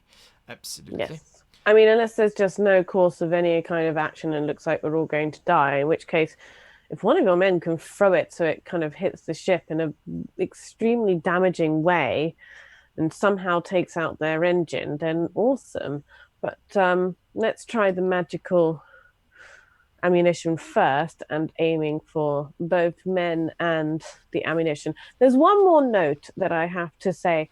We would like to try and preserve the oracle on board the Sun Chaser. I have a question. Mm-hmm. Yes, go ahead. Thank you. My question is, what is an oracle? It's a lady who can... well, in this case, it's a lady who can talk to our lady, Lily. Does she wear anything specific, or does she... Have you met Lily? That's the old lady who wanted us around on the ship all afternoon. Yes. We have met Lily. Very nice lady. Yes. Yes. Well, that's the kind of thing. At all. No, well, they don't have to be very strong. That's probably another defining feature of the oracles.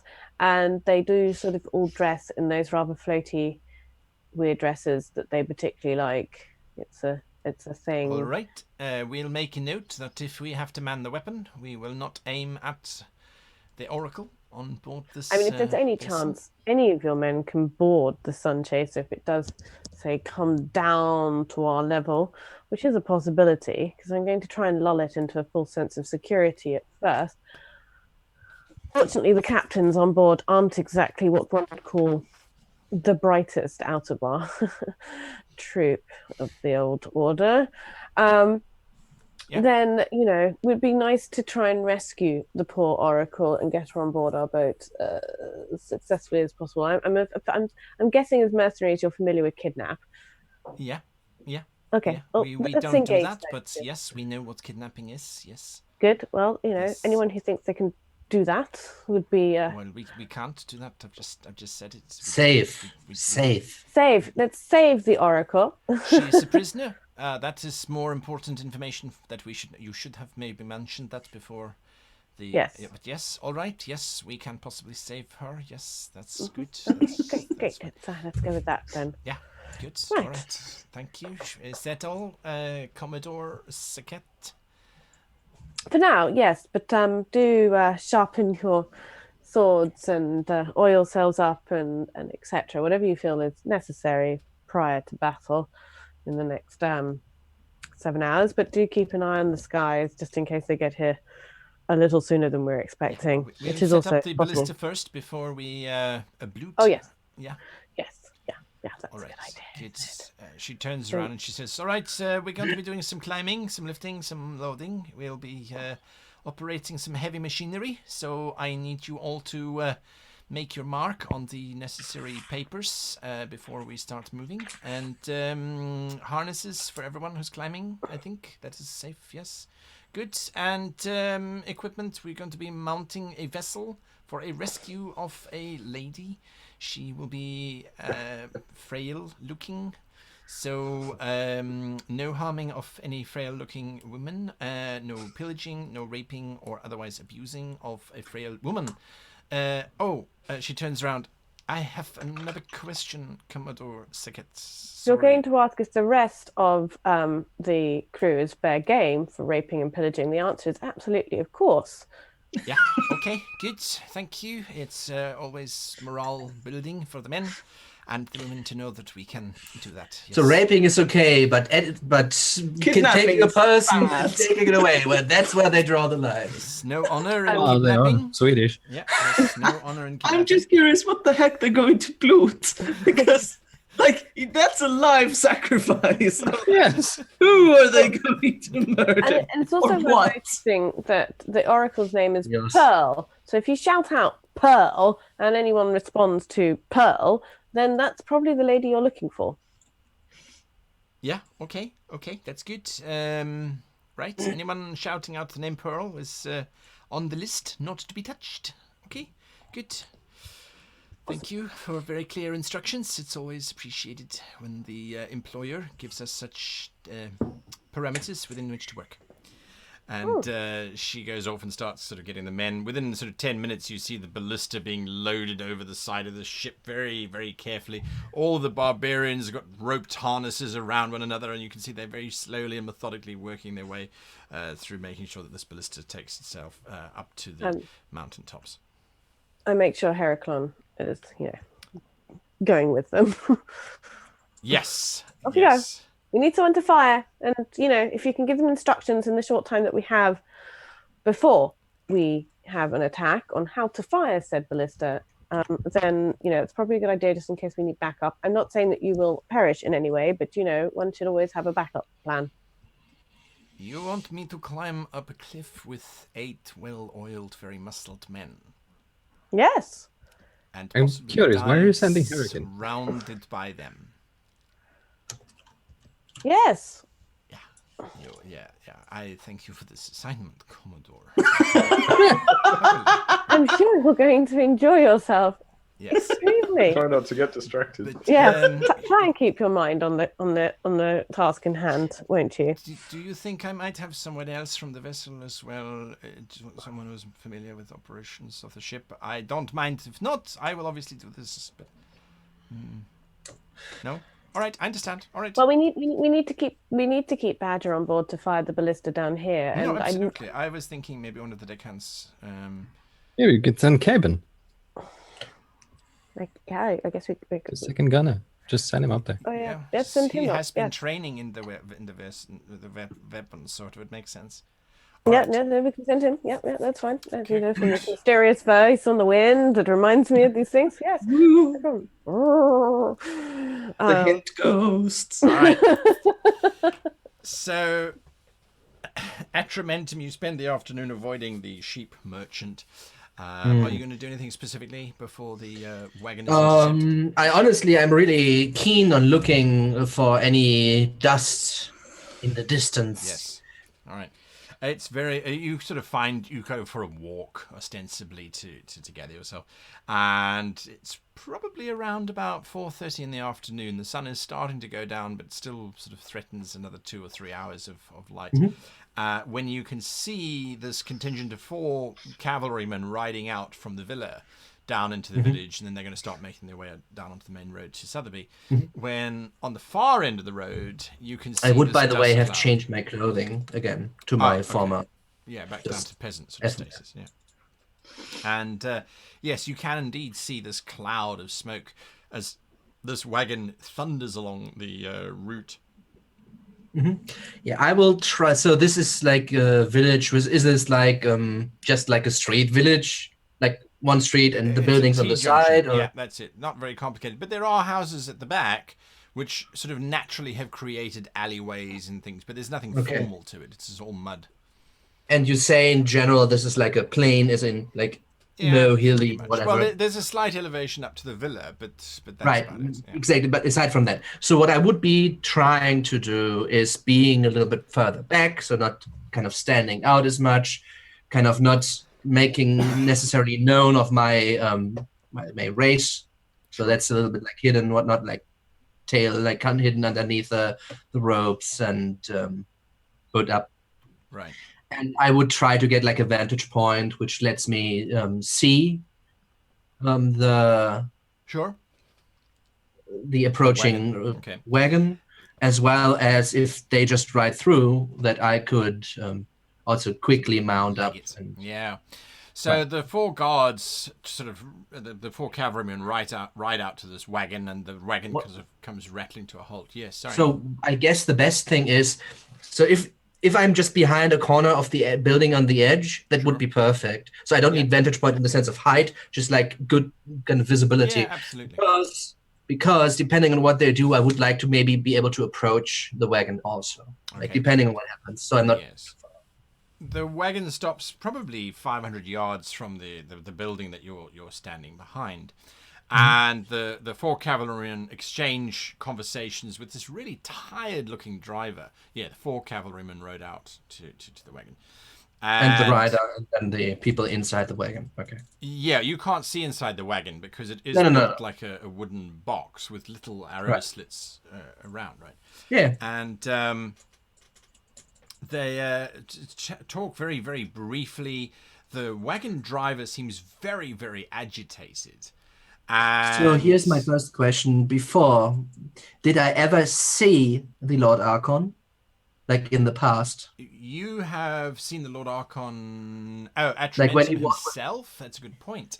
When he was going to the Archon's ship, maybe, or whatnot. Yes.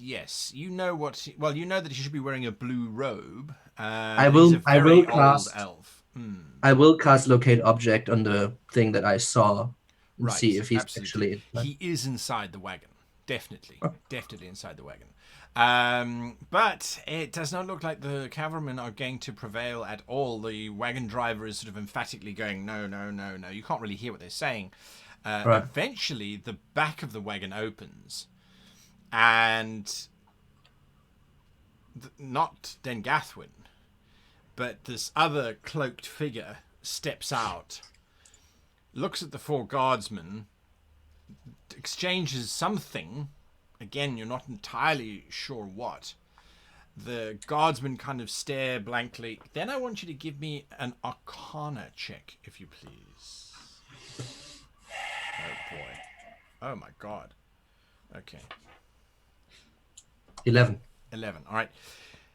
The figure in black robes basically just points at the lead cavalryman, and all four cavalry riders just suddenly, they fall out of their saddles into the mud, and the figure climbs back into the carriage, closes the door, and you see the driver start to crack his reins. So before, like when he opened the door, would I have been able to take a look inside? From this particular angle, you've seen the wagon coming towards you, so no, you wouldn't be able to see inside. Okay. Yeah. But the size of the wagon, if there's four people in there, that's going to be tight. Okay, so basically, I assume it's just the two, maybe three. Possibly three, but yeah, definitely not more. Okay. Yeah. So then now I actually want to get a closer look on the wagon as well. Like, is it made out of metal? You said wood, so is it made out of wood? Heavy Then I want to know the wheels. Are they like you would imagine, solid like Western wheels. Side, solid wheels? Yeah, solid wheels. Yes, no spoke. Okay. The horses are pulling. You can see that they've got that slick sweat on them. of horses that have been pushed too hard. There's a slight foaming at the mouth. The nostrils are dripping. They are most likely going to change horses here in town, and by the looks of it, carry straight on. They don't seem interested in stopping. Interesting.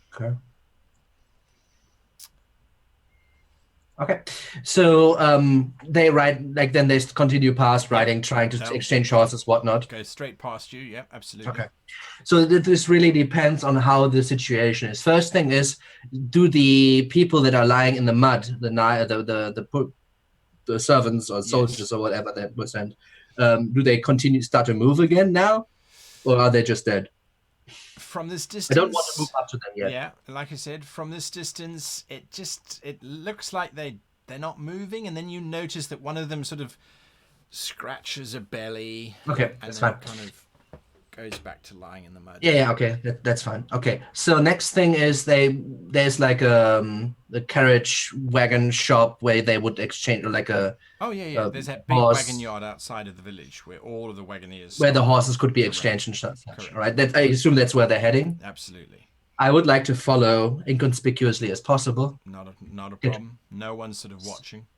So there is the rider, the 4 horsemen, and then the interior. The 4 horsemen were sent from the villa. They're sleeping on the road. Oh, it's just the driver now and whoever's inside the wagon. Interesting. And then do they stay inside the wagon, let just the driver deal with everything? Exactly right. The driver does seem to be in a major hurry, and he throws coins at people.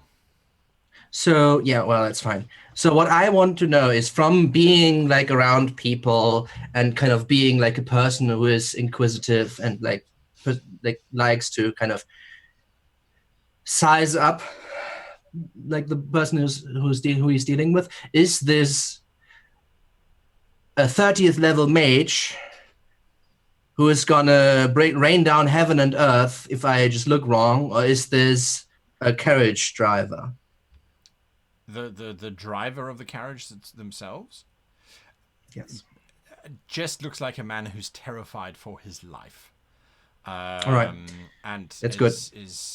You can see he, like I said, he doesn't even count coins. He's just throwing bags at people and getting them to put on new horses as fast as they can. What I then want to do is, for one, write a letter, give it to Pebbles, and send it towards Valenhold. And I tell Pebbles, and he can understand me. It's actually more that's one of the things that actually is changed. This thing is intelligent, not as like humans, but like above intelligence of an animal. And I tell it, find Con or find Yorick, and get to them. All right. Pebbles takes the note and starts cantering up the road. Yeah, and I tell it to do it fast, obviously, right? But yeah. It starts running. And the next thing is, I will get to this when he's talking with the the wagon. Yep. Yeah, the wagon shop innkeep, horse wranglers, shopkeeper or whatever. Yes. And I want to get close to this rider. Sure. He doesn't look well. He's got black bags under his eyes. He doesn't look like he's slept. Right. His teeth are chattering as he's saying, just give me the horses. I don't care how much they cost. Just give them to me right now. Just give me the bloody horses. Right. So how I will do to try to approach this is basically step in as I spoke to one of the horse wranglers before, you said earlier, right? Yeah. Just like wave at him and kind of just get 2 of the horses and lead them up to the carriage. Sure, he doesn't pay you any attention. Yeah, and start to kind of exchange the horses. Exactly right. And he's sort of strapping them in. You can see that he's not even really paying attention to how he's buckling them in. So he's left some of the buckles slightly loose rather than tightening them down. Right. I would probably then do kind of the tightening and yada, yada, yada. Sure. So how public is it where we are right now? There's probably a dozen carts around, 2-3 dozen horses milling about the place.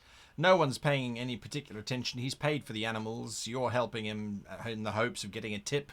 That's what most youngsters do. So yeah, no one's really too concerned about what's going on.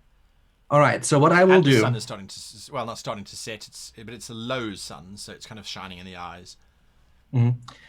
What I will do is when he's basically there to exchange and kind of he's like completely puffed up, and if I kind of take a look around, see if there's anybody around, and if that's not the case, no one is there. Well, they're over there, and you can hear someone talking. That's fine. I kind of see how he looks and absorb his mannerism a little bit, and then I cast a silence spell. Sure. So it doesn't hit the inside. So it doesn't hit the inside of the carriage, just the outside. So like Venn diagram, kind of get what I mean, right? Yeah. And then I'm gonna shiv this poor folk. You're gonna kill him. And we'll be back next week for Atramentum's slaughtering of this poor man. No, he's dead. Right. He offers you no resistance whatsoever. He goes down like a sack of potatoes. He almost goes down with a bit of a smile on his face, though. He's relieved. And, so there we go. He's obviously not a worshipper of Gushul. Until next week, thank you for watching, and we will be back in the same time, same place as usual. Review follows now. Lots of plotting and planning. I thought you might get to the whole thing. Starting with Saket, you're up first. You've got a bit of a battle on your hands. Yeah. Great. That's just what I wanted when all the other Commodores were away. Was your decision out of my deep trance? I'm in deep shock, and the first thing I need to do is deal with a battle. I mean, great. Thanks. Let's see how this goes. So yeah, that'll be that, and I've got to deal with mercenaries who are not the brightest of people at the best of times. So yeah, that's gonna turn out really well. Yes, really indeed. Well. You'll catch up with Captain Dadalion for dinner. The slimiest of slimies. Absolutely. It's a good thing your bad guys are so transparent. We meet a lot of slimies. Yeah. Please let us murder him. My haircut says I'm bad. Yes. You don't need a high insight to understand that guy. No. Does he have a goatee? He does. When he comes in, bad to the bone is black. Yeah, he's that kind of individual. Adressai, you sort of erring on R's wrath there, trying to get your spells ready. What nonsense is this? Stuffing your head with learning. How dare I? I might abandon Billy the Human at this point. It's like not worth it, really. I doubt we can get much more out of these people. I'm not gonna go through the effort of making a replica spell book for them to burn. Like, it's too much fun. Not enough to get you over this internal problem of wanting to learn. It's just that was a fun scene, honestly. I really enjoyed your NPCs this week. Yeah, you've been giggling all afternoon. It's been quite pleasant. I do a lot of giggling. It's the barbarians. They're just amazing. They're amazing. I love the barbarians. Insult the entire Scandinavian people. No, that's fine. That's pretty accurate. We can take it. It's all right. Yeah, no, it's accurate enough. But no, I mean, we I think it was a lot of planning, but I think in a good way. Like, we're setting up a lot of groundwork for when we actually do this thing, and we're figuring things out. So it feels less catastrophic now than it did last time. Right. Last time it felt like a very bad idea. Now it just feels like killing him is probably going to go all right. Disguising myself as him and going into the book is probably going to go horribly, but I still want to do it because it'll be hilarious. Right. Absolutely. Con, you've got some plans now, I think. Yes? Yeah, well, hopefully. Best laid plans and all that. But it seems like plausible now that we could pull off a swapsy on some of the non-paladin. What was troubling me was the idea that we were going to somehow waylay and knock a paladin out and dress in their armor, and this was didn't seem like it was going to go well. So this is much more promising. But we'll see how we do. But I'm looking forward to all of this coming together, and I think we could end up with a rather cool situation with, this naval engagement on the one hand, and this heist assassination on the other. Exciting stuff on the horizon. Really. Hopefully, absolutely. Can't wait for the next episode. Jorik. Always fun. It's definitely building up to something now, and as Con said, it's going to be really exciting. You almost had combat today. Almost. Well, someone else did combat upon me. Right. Yeah, but it's still it's fun to see that NPCs aren't just standbys or side characters. They can actually do stuff, which is so it was fun. It was unexpected to just, all right, so she spotted me. Well, how do I solve this? And thankfully you switched away to someone else there, so I got a lot of time to think about how do I want to lay this up, what am I going to do, what would be the best course of actions. Was like, memorize the names, try to escape with a blind spot. If that doesn't work, talk my way out of it. And yeah, dice were not with me. No, they were not. Atramentum, you've got a whole lot of things in motion now. You're gonna drive this carriage into Valenhold, or you're gonna drive it off a cliff and just sort of end it all now? It's like, well, there we go. Thanks. Unfortunately, the nearest cliff is a couple of days in the wrong direction, so they might notice that. Well, I know where a swamp is. Driver, why are we sinking? Yeah. Why is there water? Don't worry about it. Yeah, like, Fast this way. I mean, I wanted to see what's going on, and the entire thing with Lord Pash was just like a long shot anyway. But I mean, got me some information that there's at least someone else in there who can do magicings. Right. So yeah, that's information, and I am close now, as close as I'm gonna get without actually entering the carriage. So correct. Next week you'll find out all of what contained within. Yeah. All will be revealed. Absolutely. All right. Well, we'll be back next week as usual, and yes, looking forward to it. So stay with us. If you want to get reminded about things, you need to hit that little bell button. It's known as the Goblin Bell, and that means that whenever a new video comes out, you will be alerted to it. So just smack that Goblin Bell once or twice or 3 times, and it will keep you informed of the next show coming up. Until then, from me and everybody here, thanks for watching. Goodbye.